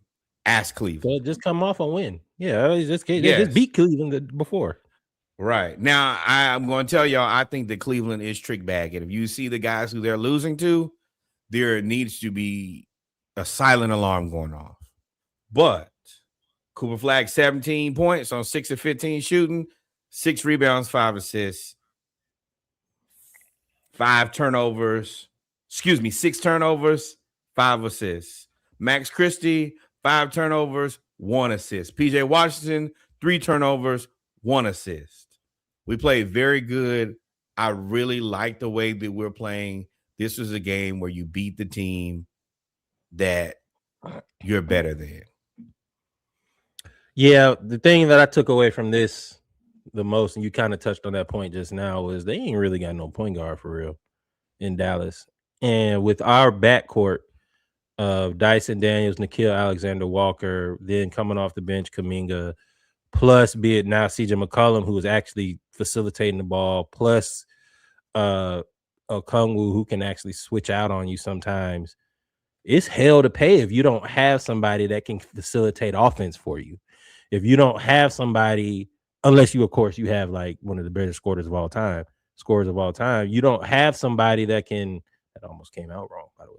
You don't have somebody that help me. Delete. Edit point there. Right. But you don't have anybody to facilitate, and that has always been the issue, the growing pains with a Jason Kidd type team. He did it with Giannis. He's now doing it with Cooper Flag, where he has Cooper Flag bring the ball up, which is going to do wonders for his development going forward. But right now, when you play a team that has defensive a defensive backcourt in the ways that we have with Nickeil Alexander-Walker and Dyson Daniels, along with wings that match up with you, and we like to run, ain't really much you can do. PJ Washington ain't gonna pass the ball. Max Christie's a shooter. Like, Now ain't much I'm gonna give you a little bit of pushback here, and I have to, because Ryan Nembhard had 8 points and 12 assists and 0 turnovers. I forgot about Ryan Nembhard. And is he the future? No, guy's not that good. Is he probably a person who I tell you all the time, that's a good NBA rotational player. Him and his brother are good rotational players. He played out of his mind. Is a starting guard. Yes, but still, like, not a star, just a good rotational guy who you can pay a decent amount of money and can be good for you. But even if you have 12 assists and 0 turnovers, if you got 11 turnovers from Cooper Flagg and Max Christie, well, shit, no matter what I did. Yeah, I sit on the bench. Every time he went to the bench, we went up by with a 10-0 right. Run. 12-0 everything that you did just gets cooked, and then we're not turning the ball over because we have been a very good, responsible team with the ball. I think that Jalen Johnson led the team in turnovers with 4, but he had 9 assists. That's still a 2-to-1 ratio for a power forward. That's all you can ask for. It's just, this is a win that we're supposed to get against a team who is figuring it out. But when Cooper Flagg wants to be Cooper Flagg, he still has that opportunity. We're gonna move on and go here. Got a lot to say here, boy, because I watched this game. I have a lot less to say here. Rockets beat us 117-95. The Rockets are a better team than us. This was probably the most difficult team that we've played in this little run, basically since post All-Star. They're a better team with better stars.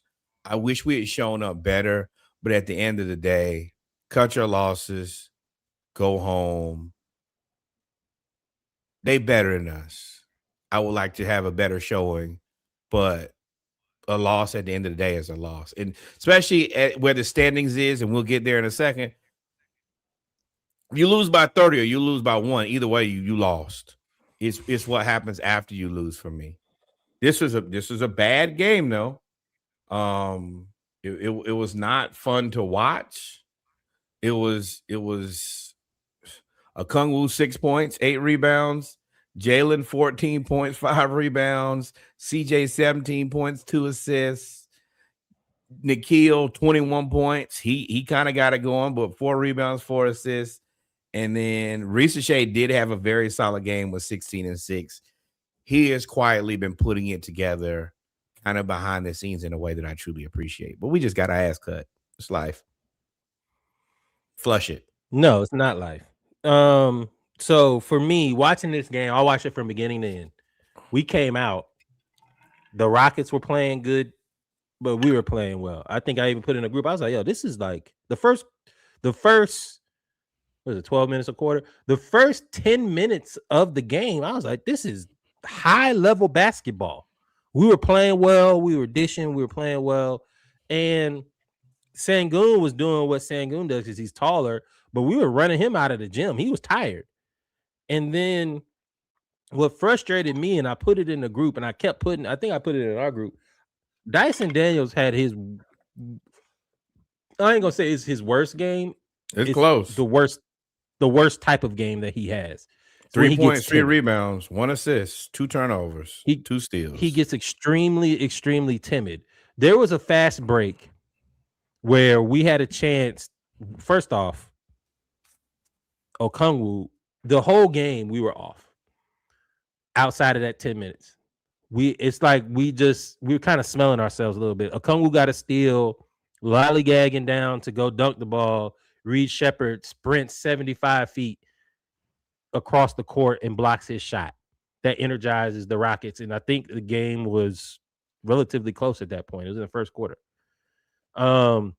We had a bunch of turnovers or fumbled passes or just terrible execution of fast breaks and of half-court offense, all led and I'm not trying to pile on, but all led by Dyson Daniels. Dyson Daniels messed up like 2 or 3 3-on-1 fast breaks where he just wouldn't shoot. And I'm not talking about shooting from the 3. He'd be at the rim. CJ McCollum did it a couple times. You're at the rim to lay the ball up, and then you pass it out to Mo or somebody to take a contested corner 3, but you're at the rim. And the Rockets don't have any shot blocking.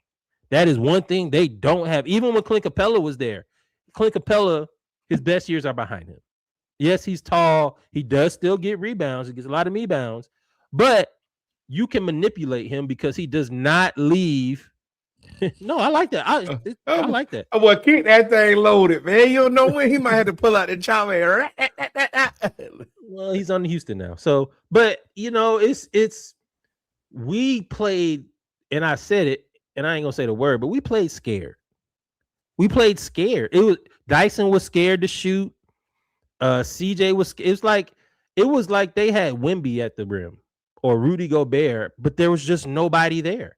And once that happened, and Dyson would drive into Sengun would just stay there, and he wouldn't go around him or nothing. He'd dribble out to the 3-point line, and then Sengun just stand at the dotted line. Be like, all right, well, now what you gonna do?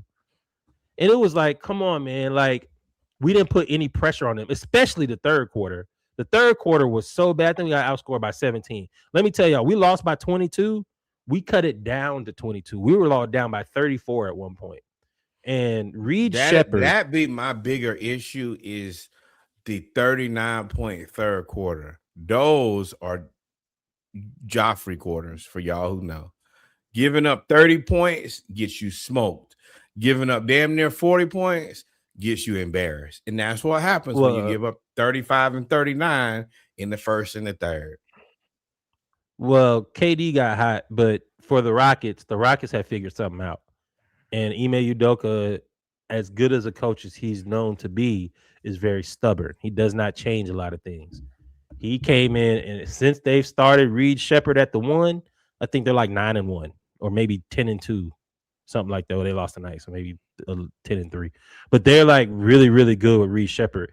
And he, first of all, I didn't realize he was like 6'3", but he shoots so well that it opens up the floor.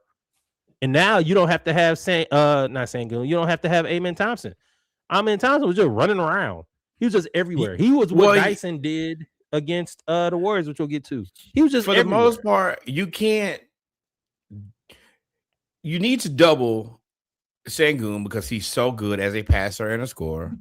You need to double Kevin Durant because he's arguably the greatest scorer of all time. So if you get behind on defense and they swing the ball 2 times, it's going to be in Reed's hand. Reed is going to shoot open shots. He is going to make them at a high clip. And that's the part that is tricky for them. Now, in the half court, it's a little different because they need somebody to kind of facilitate. But if they can get you behind and trying to get you to catch up, and the third pass is to Reed, he'll make it. He'll make it every damn time. And of course, we couldn't rebound. So once we lost a rebound, and he started that 7. He ran that 7-foot roster of Tari Eason as basically your 2. And I was like, oh well. Once that happened, I was like, and tougher than us, and better than us. And they're right. And they're bigger than us. They're tougher than us, and their best player is one of the best of all time. We didn't have it. Now, I do want to shoot Dyson a little bit of bail. I saw somewhere that he has the highest load of offense and defense. He has the 6th highest load in the NBA. And this is a guy who last year was just like, hey, I need you to be a defensive stopper. Now I need you to be a offensive facilitator and still be that level of defender. And he's only 20-something years old. He's going to be shooting layups. I agree, but if it's a lot for him, it's a lot. And if that was if that's who he was kind of coming out, then I would look at it different. But that was never his role. The leading point guard, facilitator, offensive organizer was never, I think, in his initial like career plan. And now it's like, nah, we need you to be the one and be good. And he's our best facilitator. And he don't give the ball up. Is the shot? Does it need some work? Hell yeah. The 3-point shot and the offense in general. But overall, he does a lot of things good. He just ain't perfect. But like I said, that's cool. The motherfucker didn't shoot the free throws and messed up. I watched the game. I don't think you watched it. I watched it. I did. I went back and second. And the mother, I was like, bruh, if you had just went everything he did against the Warriors, he could have done against Houston. Everything. I think he's figuring it out. And I think that the shot is bad, but he is also understand. He's not Draymond. You can't turn your back on Dyson Daniels because he has enough speed and athleticism that if you do that, he would just go try to dunk on you or get to the bucket. And I think that that's one of the things where, you know, Quinn has to say, hey, just go to the hoop. You're the size of a small forward. Just try it and shoot the free throws. But overall, we're going to lose this game probably anyway. We were due for a loss anyway. So to me, flush it. Then we come back and we beat Golden State 126-110. We cut their ass the entire game. They did not have Steph. They did not have basically anybody that mattered. Their starting lineup was Draymond, Santos, who most of y'all never heard of, Quentin Post, who y'all never heard of, DeAnthony Melton, who actually played really good coming off the ACL, and Pods, who I think is a scam. That's their starting lineup, minus Steph. And your boy Glove Jr. That's the only two people that was missing. Nate Williams had 19 points, 8 and 9 in kind of the throwaway time. LJ Cryer, people you never heard of. Pat Spencer, the insurance salesman, he had 18. No Porzingis, no Moses Moody, no Steph. That's a practice squad. This is a practice. But Okongwu, 6 of 5. Mohamed Gay into the starting lineup. I know people wanted to see Kuminga, but Quinn is trying to keep the rotations as kind of static as possible. Mo Gay came in and played his ass off, though. 16 points, 10 rebounds, 2 assists, 3 blocks. Boy, yeah, Draymond hell. He was giving Draymond. The Sudanese Strangler don't play. He don't care. Him and Dyson are our enforcers. They don't truly too much give a fuck about what you got going on. Also, Dyson Daniels, this was a Dyson Daniels game, 28 points, 7 rebounds, 6 assists, 4 steals. CJ McCollum, 23 points, 5 assists, 3 rebounds. Zachary Risache, another good game, 17 points, 2 rebounds, 3 3-pointers made, and 1 block. We are better than the Warriors zombie squad for sure. This is another game where we beat the team that we were better than, and that matters. 28, 7, and 6, 4 steals, 12 17 from the field. Why do you think he had that? You want to know why? Because the first 10 minutes, the motherfucker started shooting layups. Now the 3, hey, I am thinking, you hit 2 threes, it is what it is. No, it wanes. It ain't never there. Man, come on, man. Try to support the man. That's not. No, listen, this tough love. He might be 12 years old, man. How old is Dyson Daniels, man? 22. What I told y'all about Dyson, I said, if you're aggressive, nobody can stop you. The same shot blocking that the Warriors had at the rim is the same shot blocking the Rockets had at the rim. Nobody. Sengun is not a shot blocker. Dyson Daniels went right around the Warriors. Actually, Quentin Post probably better than anything the Rockets got. Well, then he wasn't there because Dyson scored like eight straight points to start the game. And I was Dyson like, bro, he just figured out that he's faster, he's taller. Draymond is their center, and he's the same height as Draymond, if not taller. No. Quentin Post is their center. He's 7 feet I keep forgetting about him, and he can shoot threes. But Dyson Daniels decided, and I think I like this for Quinn. I think Quinn did cut his ass in between those two games. I think Quinn was like, Dyson, We can't win, especially with Jalen being a late scratch. We can't win without you being aggressive. He had, even if you miss the floater a couple times, you have to keep people honest. This is something I've been saying all year with Dyson. Just shoot it. You in the paint, shoot it. If you miss it, I'm gonna be mad that you missed the free throw. I mean, missed the layup. Cool, but you might get fouled. You might do something to cause a chain reaction. We could swing. We got all shooters besides you. Literally everybody on the team can shoot. Right. I don't mind him shooting, but also at that height, just ball on the floor, make a move at the rim, make them foul you. You're still bigger and stronger than most people. And let's be honest, faster.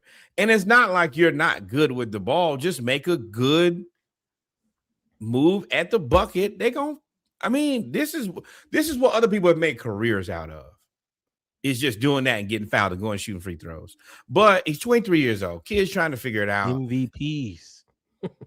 And I'm saying that, like, as he figures it out, and this is the reason that you want Quinn, because he's a developer, is you got to get this guy to be in. I mean, whatever it is for this season is kind of this season. What you want to go into next season and think to yourself is that Dyson Daniels can be one of the better players in the NBA. Somewhere in the top 100, I want to say on the better half of 50. I mean, yeah, you work on shooting, but we talking about trying to win these games now.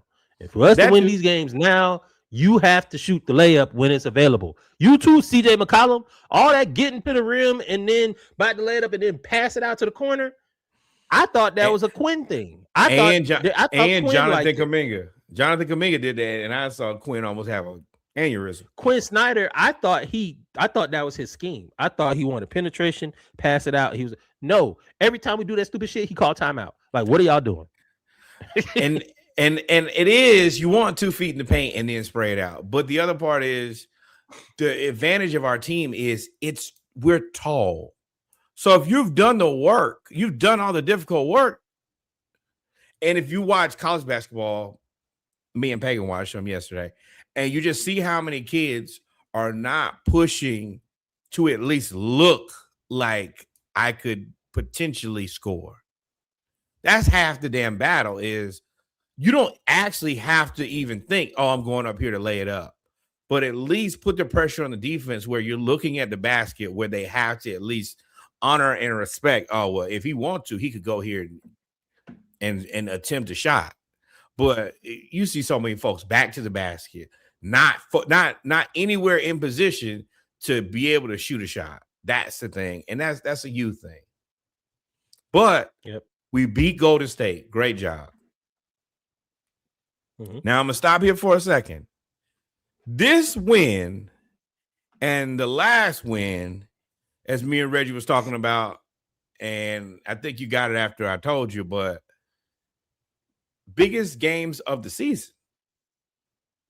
We have effectively stepped out of the play-in.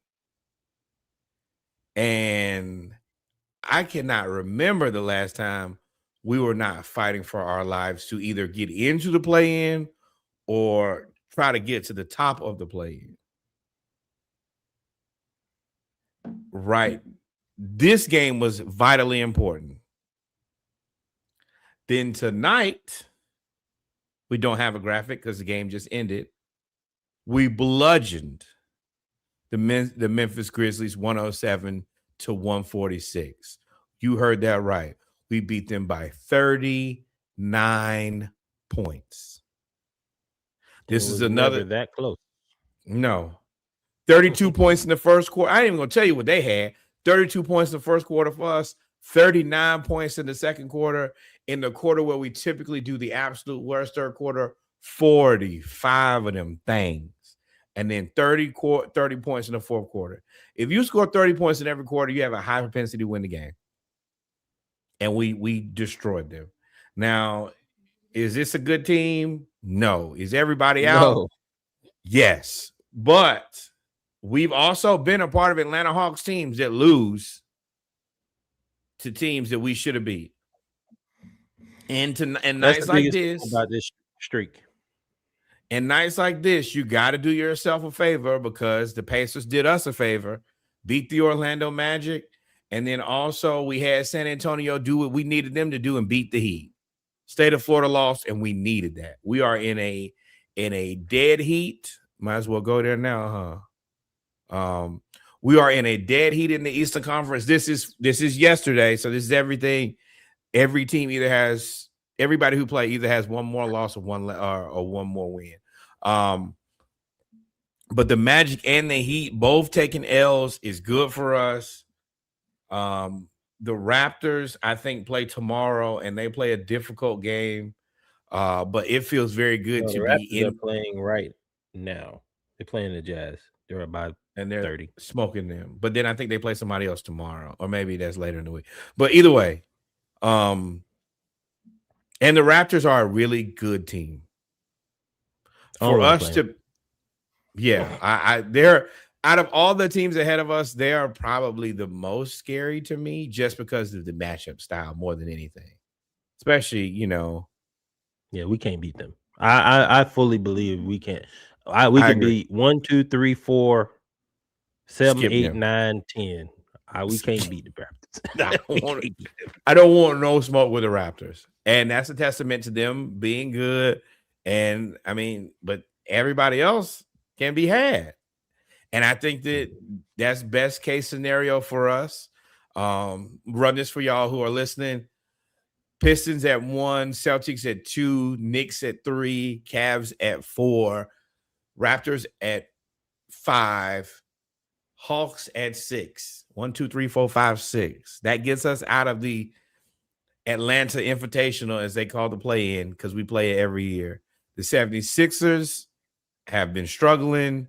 The Magic, they don't seem to be getting along the greatest and figuring it out. The Heat don't have enough offense. And the Hornets just did not do themselves any favors early in the season. But whoever gets them is going to get a headache. Out of playing actually would be fun. It's going to be fun, number one. And whoever, I think the Hornets probably can win 2 games and get into the playoffs.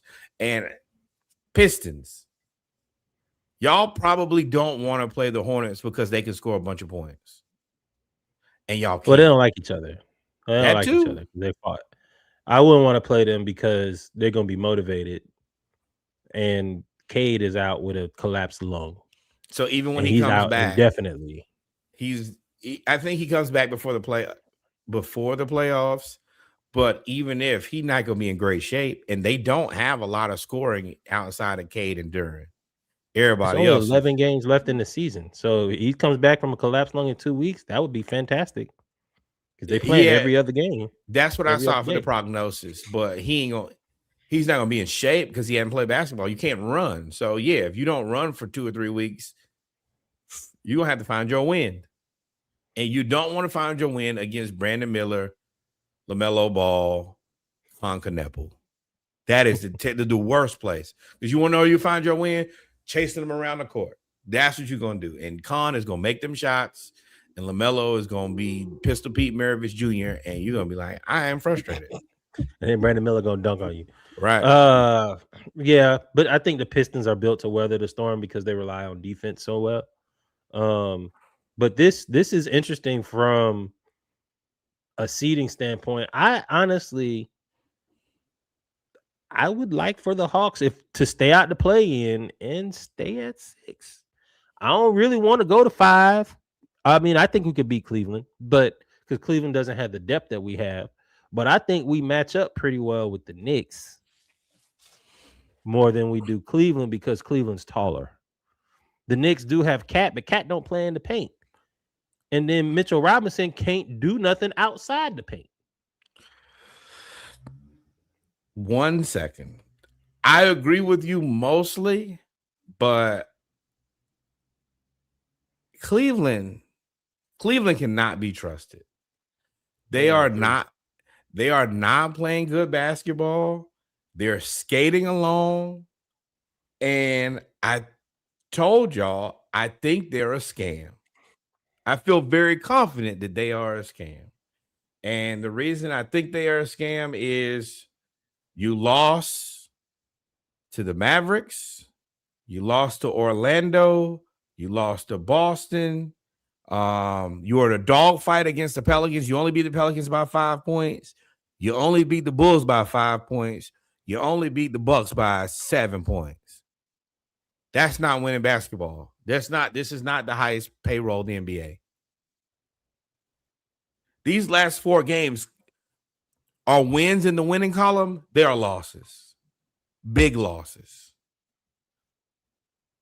You're supposed to beat the hell out of the Pelicans. You're supposed to beat the hell out of the Bulls. And you're supposed to beat the sure as hell supposed to beat the hell out of the Bucks with no Giannis. You having to play your starters deep minutes against these bad teams, I think that says a lot. And the best part is you combat height with muscle. Zion had his way against the Cavaliers. Right, but this is the thing. Like, the worst wins are the trick bag wins where you believe, oh, well, we're winning games, so we're good. These last 4 games are terrible against terrible teams. Now, sure, you get credit for, all right, we beat the team in front of us. Not convincingly. Knicks in the same thing, but I believe in the Knicks a little bit more. I think they're tomato for me. The Knicks. But let me tell you, Cavs, if y'all get the Raptors. Yes, it's a rough day for you. Anybody get the Raptors. The Raptors match up with everybody. They gonna get somebody fired. Because as I think that we could beat the Cavs, I feel very confident in the Raptors. And if y'all lose to the Raptors with the highest payroll in the NBA, fired. Multiple. Speaking of fired, the play-in tournament is going to look good. The 76ers are cool. This is where I was talking about earlier when I said Orlando lost to the Pacers. Mosley. I told y'all a long time ago. Matter of fact, I said it on this show. I was like, bro, he going to get fired. They was like, no, he was coach of the year or coach of whatever. I said, bro, he's going to get fired. Paolo don't like him. And that came out. Paolo don't like nobody on that team, what it seemed like. And then now they're losing. So you couldn't fire him before because he was winning. We've seen this before. I think it was it the Hawks coach who went to the Bucks and they fired him to get Budenholzer. Like, you see over the it, last 10. That's not how you want to go into the playoffs. Into the playoffs. You were in the 5 seed. They were picking you to be a top 4 seed this year. And you are now in danger of getting to the 10 seed, which is one and done, which means you would have to play Charlotte. Yeah, the Magic. I think the Magic biggest thing is that Desmond Bane trade is going to haunt them because it's so many picks, and they kind of got hit with the same thing that we got hit with when we went to the Eastern Conference Finals, where it's the immediate expectation is next season y'all got to be substantially better, and you might not be, and that's what kind of has happened to them. Is the Pacers have been out of it.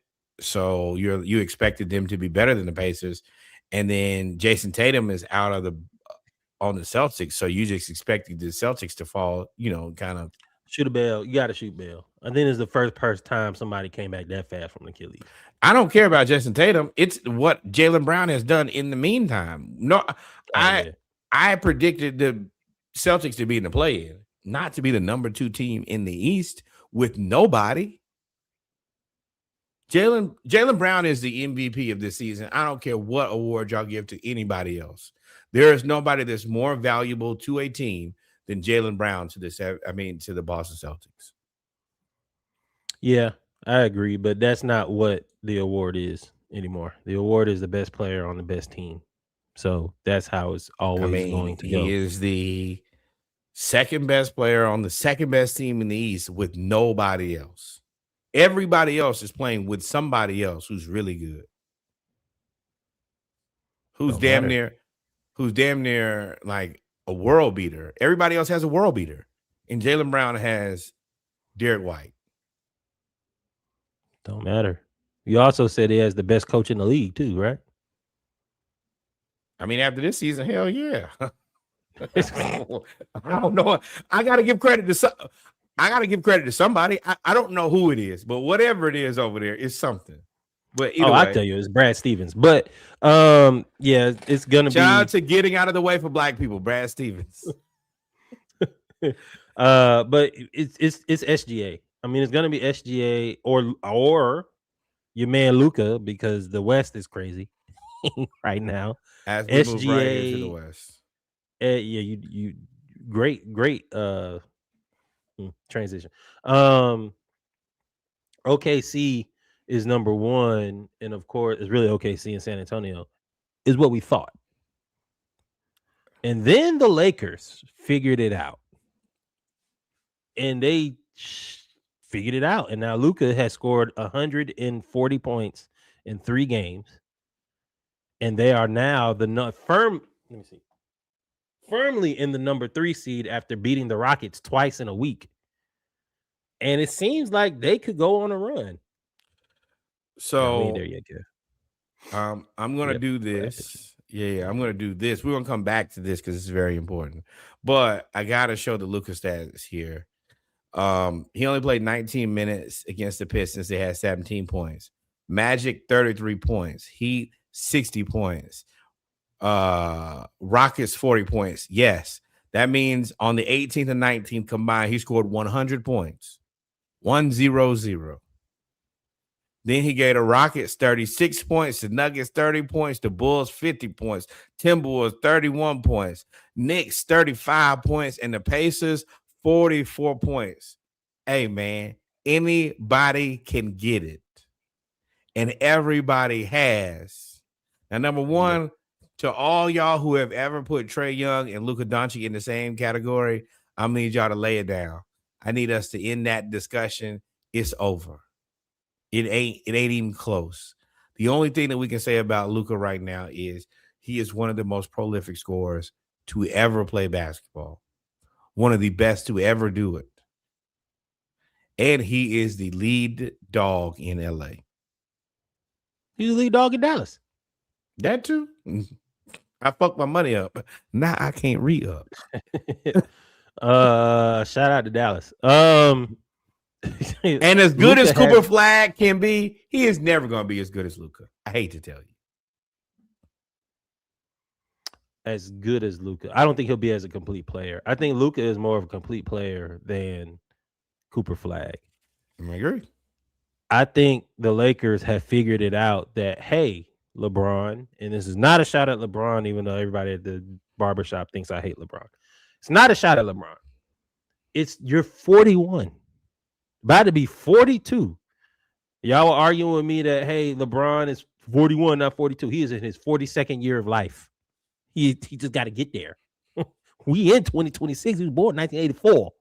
Math tells me. But either way, he's just, you give the ball to Luka because Luka has the unique ability to shoot over almost anybody, whoever it is. And now that you've added in the travel and you can step back, he's almost unstoppable. It's not a travel, that's a 0 step.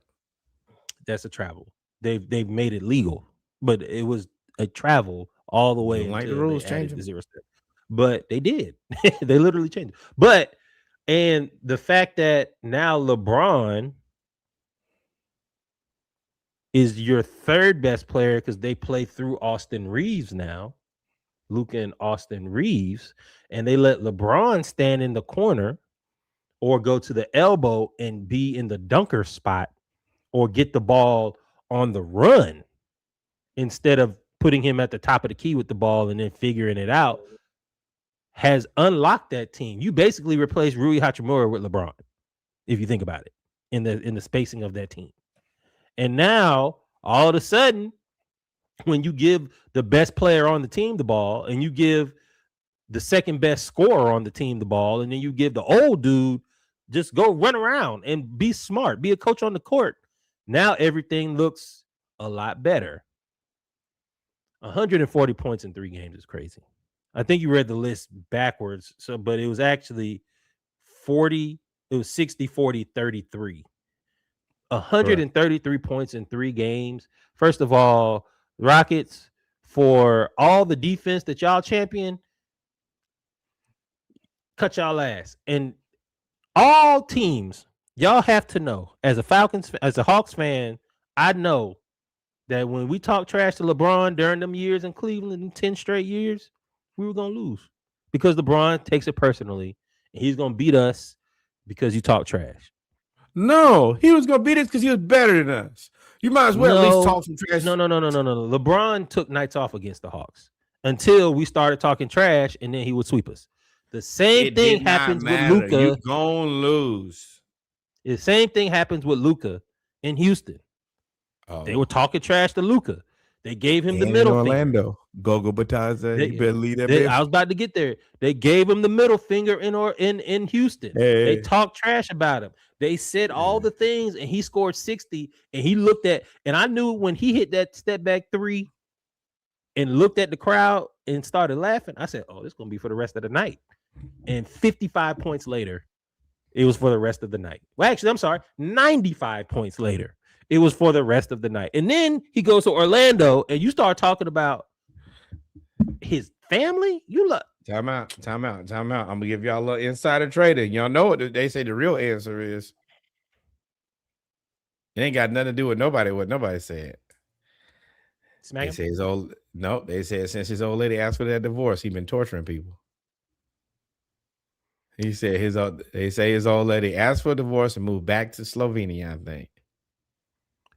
Well, okay. Well, if you want to go down this road, they were at a fork in the road a long time ago, and he went with the new produce. So the old produce, he'd have had trouble with women in his life because remember him and his mom was on the outs. For a long time. Well, yeah. She tried to get you be out too. I'm trying to keep my name, image, and likeness, basically. I'm not saying that he's wrong, but I'm saying there is an unfortunate string of events. And it seems like this time he's been able to channel his anger into destroying his opponents. So y'all, I don't know if it's about anger. I think it's focus. I think he was going through this the whole year. He went through this the whole year. And then it finally got finalized. She moved back, and boom, 135 points later, they in the third seed. Hey, Batadze, let me tell you one thing you better do from now on. Shut the fuck up. Boy, you better be glad Luka liked the smoking drink, because if he was in shape, he would have dunked on you. Nah, that's another thing. That's another thing. If y'all looked, they have done the before and after. When he got to LA, what he looked like, and what he looks like now is completely different. Fair. He's not athletic. Like he was dunking his rookie year. He's dunking on people. Yeah. But I mean, if you look back at that group of people, all of those guys have they've lost a step. Same thing we say about Trey. Same thing we say about Ja.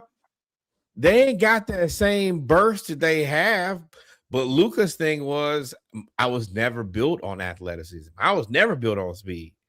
And now I have the experience and wisdom. And I mean, the referees I'm the man, so I get the Jordan calls. You combine all of that, and I don't have to be as fast and jump as high. And then you have LeBron, and you can throw the ball to him whenever you need to. And Luka has wild talent and has also went to the finals with Kyrie, right? Went to the finals with Kyrie? Yes, correct. And then he went and now I ain't gonna say he decided to go to LA. Shout out to you, Dallas, and then got traded to LeBron. So when you combine talent with team, then all of a sudden it becomes 100 points in 2 games. But I don't want this to get lost. I still think the Lakers are a scam. I think that they're a better scam now, but I still don't think that they want to see OKC or San Antonio. Now, what Who wants to see OKC or San Antonio? Correct. So this is where the LeBron situation, like the LeBron situation for this season is relatively easy. Is all right. I'm going to defer to the young guys and let them flourish. That's one thing. The next season, max contract. The next, see, there you go. What I tell y'all, it's not just it's about the money. You're gonna have to now get paid like right now. You're getting paid number one money, number two money. So it's fine. You stealing right now. You third option, number one money.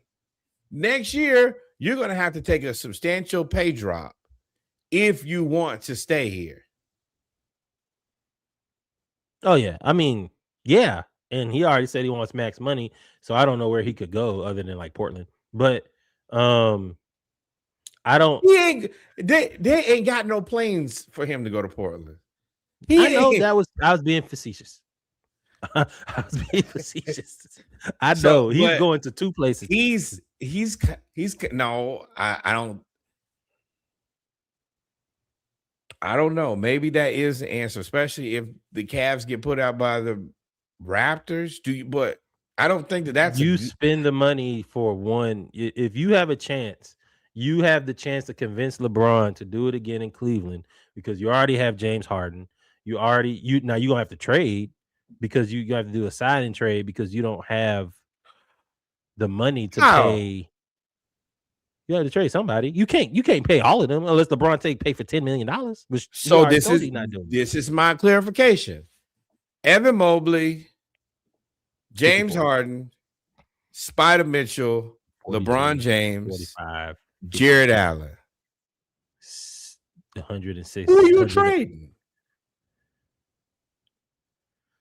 Evan Mobley. You can't. He's the best. You can't trade Mobley. He's the youngest one. He's the only thing. Well, he's not Cleveland. LeBron, you're a Laker or a Clipper, one or the other. So you're gonna be at LA. Warrior. He be Warrior. He can be a Warrior. But yeah, Cleveland just doesn't work because right. So if you're in LA, you gotta take 30 million. I think it's probably your best play.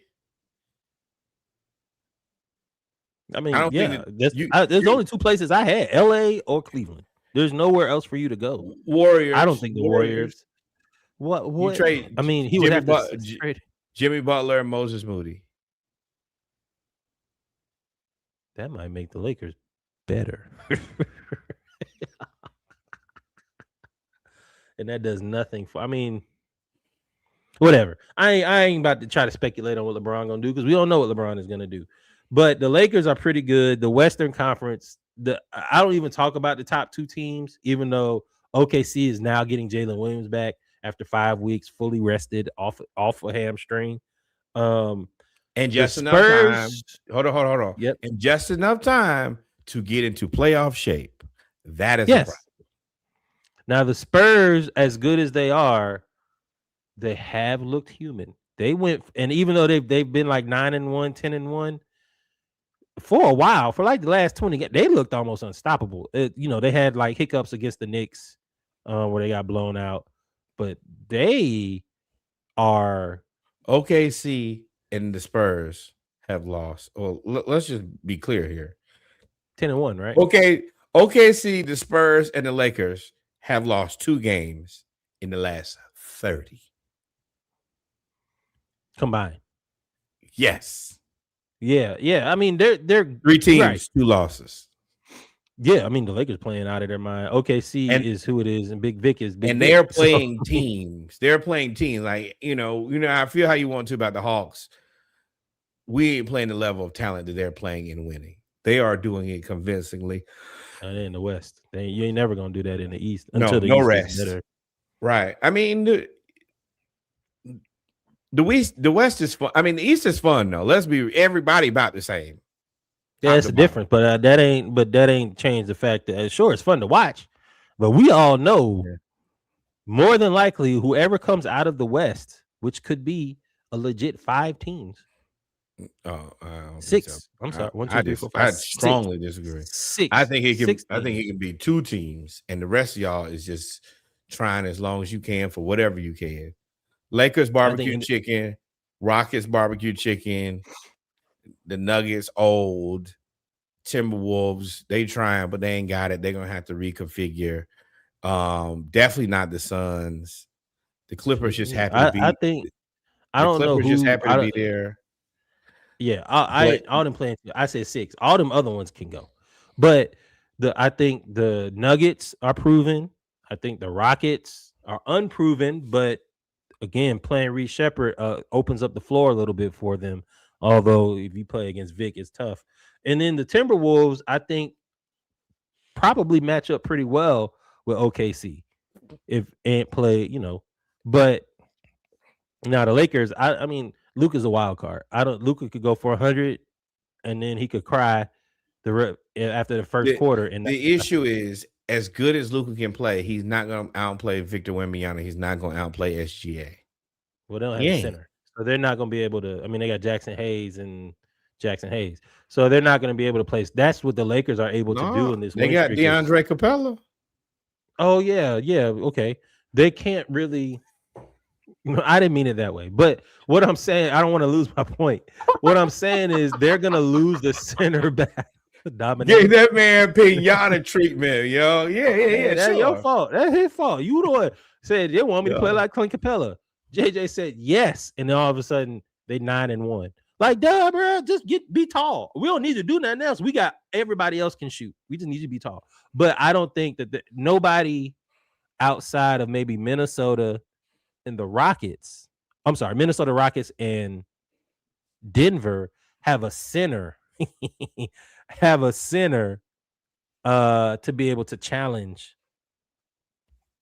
OKC and Big Vic. Those are the only 3 teams that have centers that can stick with them in the paint, is what I was trying to get to. Go ahead. I don't believe in you didn't dominating. He looked in the mirror and said, yo, bro, you're not that guy. DeAndre Ayton on realizing his role with the Lakers. First off, did you hear the fact that they said DeAndre Ayton has multiple personalities and not in a schizophrenic way, in a I make them up way? I believe it. Everything that is said about him, I believe. It's true. And I don't want this to be perceived in the wrong way, but I think he might have some type of disability. Disability? You know how when you in high school, you know who be in separate classes, and then we get out into the real world, and they just release you? Yes. I think that's why he's really good at basketball, because that's where his sliders go really up on basketball. But like Fernando Mendoza. Isn't that what y'all said in the group? Y'all said that in the group? I ain't said nothing about Fernando Mendoza because I just have learned to stay out of Indiana's business. But yeah, when it comes to Ayton, everything that I see, it doesn't make like the level of sense for me that I would have. But it's like he gets things later. He does look like he got a touch of the DS a little bit. Yeah. I think we all got it, but I think his is like everything kind of makes sense with the way that he lives and acts. Like the super juice he got to drink to be good, or sleeping on the air mattress, or I'm not Clint Capella, calling himself Joshua, or dominating. All of these names that you make up is wrong. But I think stupid is that tattoo. You got that tattoo, and then they start calling you Clint Capella. And you're not as good as Clint Capella. Clint Capella, I think Clint Capella was insulted by that, but I think that it gave Clint Capella the respect that I think that I have said that he's deserved for years. Well, I said Clint Capella a lot better than y'all think he is. Proven. I think it's showed that he had more respect than most people thought. I agree. Everybody else was like, hey, now he's up, big dog. You not him. But I think that I really do like Aiden as a back. Like he's a 2K monster. He has a full complement of offense and Travis Outlaw. he you correct. You correct. But what I'm saying is he has a full complement of offense and defensive skills. He can literally do everything. His mental is the only place where he comes up short. And I hate to say that about another black man, but that's the only place where he just doesn't get it done. Like, if you look at him, he can shoot the 3-ball. He can shoot the mid-range. He's big enough. He can dominate in the paint. He's a good rim protector. He can move his feet. He just doesn't. He can't put it all together. And it sucks. Because let me tell you, a guy who I always want on my 2K team is Aiden. Because then once you take out that part, he's unstoppable. What's his name? Monty in Phoenix? He was right. He was right. He is his own worst enemy. He's kind of like he's like a different Ben Simmons. Where it's like, bro, if you just really just locked in and played basketball, you could be one of the best. Like Clint Capella never have all the skills you have. But Clint Capella knew what to do, and he did it very well, time after time after time after time. As soon as that ball went in the rim, Clint take off. Aiden just doesn't. I don't know if it's the people around him, his personal identity, it's his ego, bro. And I do appreciate what Clint said. He said, bro, you got two of the best facilitators of all time. You need to lock in. And I think that if he ever did that, coming out of him. Right. If he ever did that, then he could. I think that there is a world where he's the second best player on the Lakers. I think that he's the second most skilled player at this point on the Lakers. He's more valuable than Austin Reeves. Ideally. I was like, okay, so let me clarify because I know that Reggie will clip that and I'll get jumped. Aiden's skill set, I can see the wheels turning now, brother. Aiden's skill set is valuable. His size, his ability, but Austin Reeves, when I don't have an ability, I find a way to influence the game, and that's the difference. I think if Aiden just focused on doing the difficult things, if he did all of the things that nobody else wants, if he was to be able to like do what Draymond does and say, "I just do all the things that suck," then he'll be fine. He'll be a world beater. I mean, set good screens, rebound the ball, and that's the unfortunate part about him is it's just ego and mentality. It's not skill set, and that's the reason that it sucks to watch him play because you're like, bro, you got it. You just don't play like it. It'll be good next year for somebody else if they don't keep him. No matter, come be a backup center at the Hawks. If you're the Lakers, if you, I don't. The things that he said, he talks himself out of everything. Like, I don't think the Lakers should be considering not paying him because how are you going to find a guy that good? Isaiah Hartenstein, my bad. Yeah. Yeah. I was about to say it. I was like, shitting me. You get somebody that does. Bring your simple ass to Atlanta and try not to be Clint Capella, dog. I don't know, man.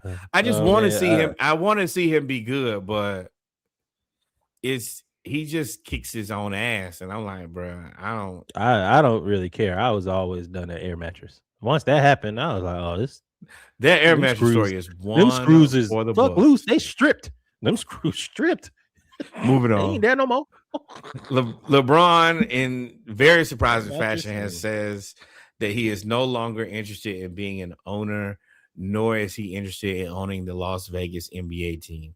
This was shocking to everybody because I think that we had all assumed that the Las Vegas team was the LeBron team.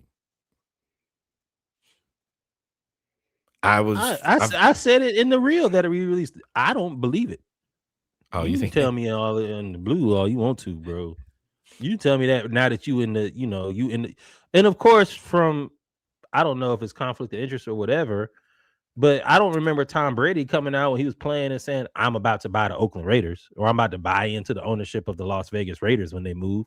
But it was widely considered like, hey, this is probably a move he's going to try to do. I look at it the same way. You can say, LeBron, you have lied to us before. And I think you will lie again? So many times. Yes. So many times, so many books. But it's like so many also books. Always why tell the lie? Just be like, hey man, right now I'm focused on winning a championship. To come out and say I'm not interested at all, but also puts an end to negotiation. No. You think it okay? I disagree there. I think that this is a negotiation tactic between him and Adam Silver. I think that it makes because Las Vegas LeBrons is good for Adam Silver. And I feel like this makes Adam Silver, hey, have a call. Hey, what's going on, LeBron? And I mean, he also has this, I assume, victory tour, in the career thing he got going on. And I think it's a negotiation tactic and a good one, but I'm also surprised it came out of his mouth. I feel like that shook up the NBA a little bit quietly because I think we all thought it was earmarked for him. I don't believe it. You don't have to. What do you say? Show me. Show me. Show me you're not interested. That boy said, I'm from Missouri. Leave LA and go somewhere else that's not 3 hours away from Vegas. Go somewhere else. Show me that you don't care about Vegas. I don't believe you. Don't believe it. You think no, I can't say the new ownership and the way that he's kind of done the Lakers. Unless he's trying to like hold off and buy a football team, maybe that way he could be less. He ain't got that. And they're not doing that anymore. Have the whole thing. You could have ownership groups. That's how Magic got with the Commanders. But I mean, like you could have money. I mean, he's bought so many teams and increased the value of his brand so much, so that if he decided to buy a franchise, he could liquidate and not buy just 1 or 2%. He could buy a good amount of it. I think all the moves go for some type of ownership or something. Some franchise team. I hadn't considered football. It just didn't seem. I mean, it's valid. They're more valuable, but I feel like long term, I don't know. We'll see how this plays out. And this is the reason the NBA is a soap opera. Before we wrap, 2 questions. Shoot. Bryce, I don't know if this is true or not. So 3 questions. 1 question with a sub question and then a second question. Is Bryce James really about to leave Arizona and declare for the draft? Was that AI? Was that fake? Yeah, I ain't doing that.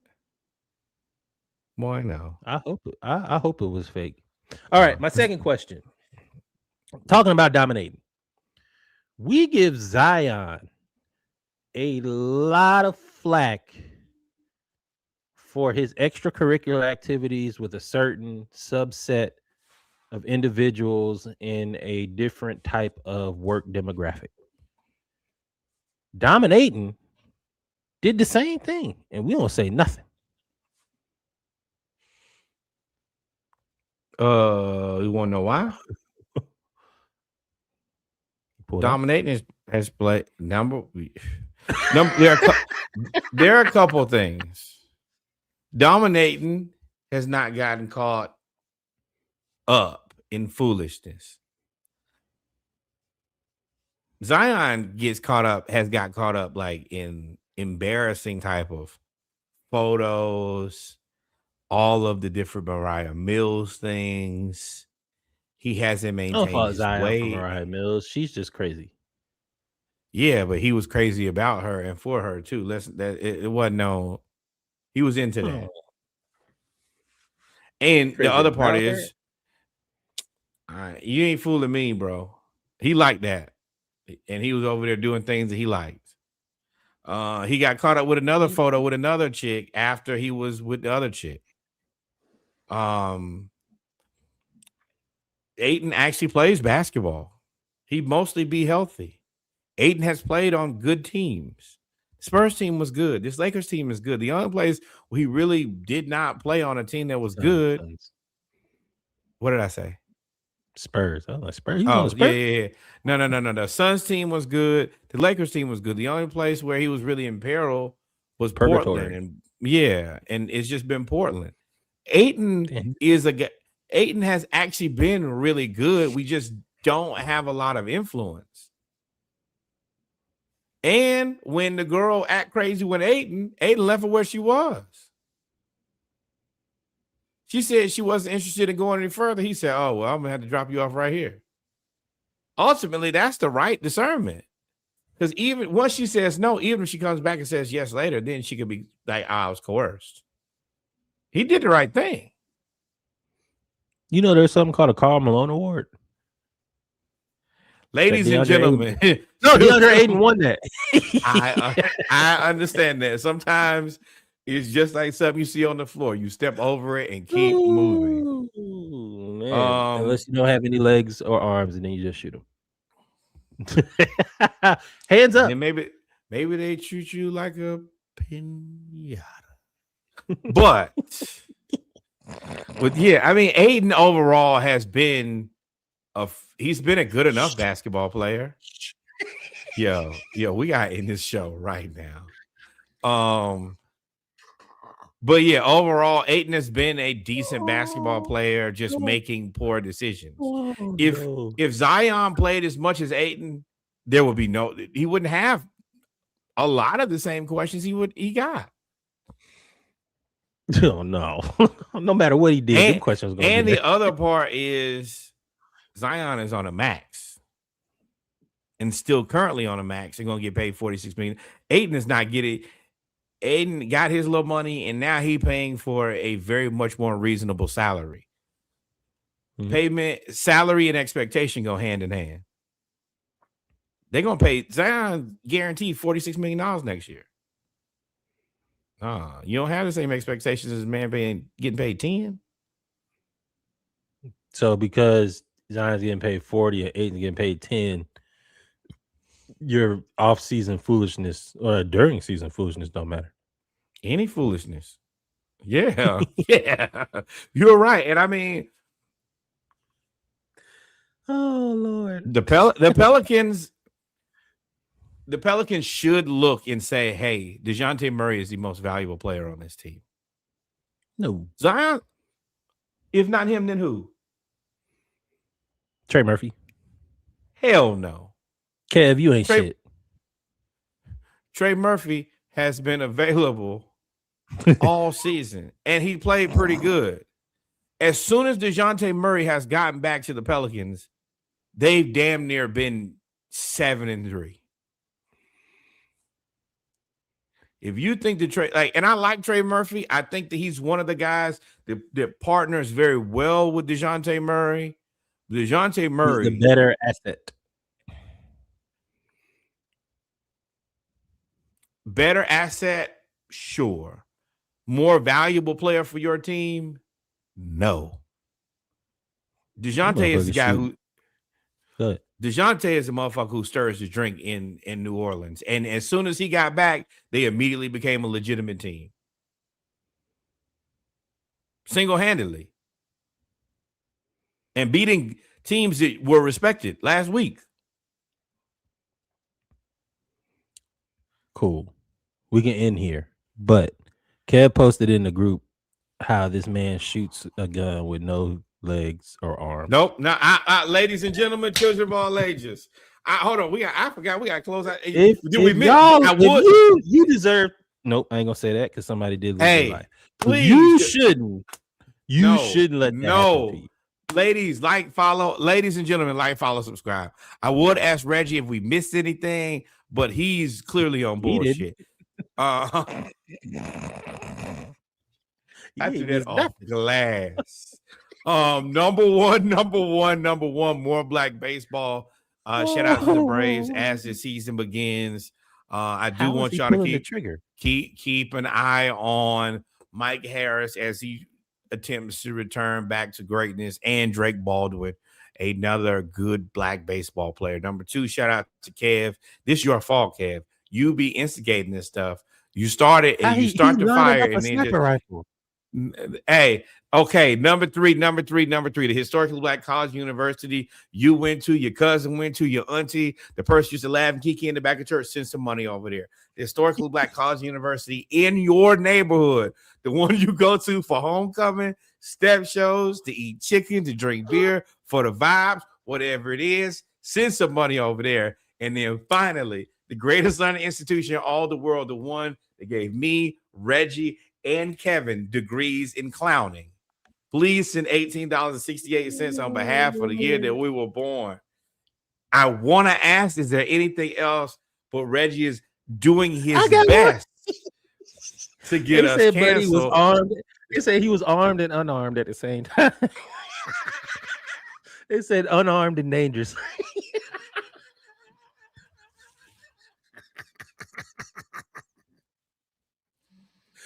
Ooh, they said he pulled. He pulled the trigger with his elbow. You didn't see that? You didn't see it coming? Oh. And where was he hiding the gun? It's just sitting in his leg. You can't have it in your pocket. How you pull the gun? All right, we done here. Ain't no way that's not premeditated because he got to set all that up. Ain't no, you can't just pull it out your pocket. Yo, thank y'all for being here. If you're still listening, it is too late. Adios, mi amigos. God is love. We love y'all. We meet again, man. You are a terrible person. And athletes with disabilities, Paralympics, we support all of that. We out of here.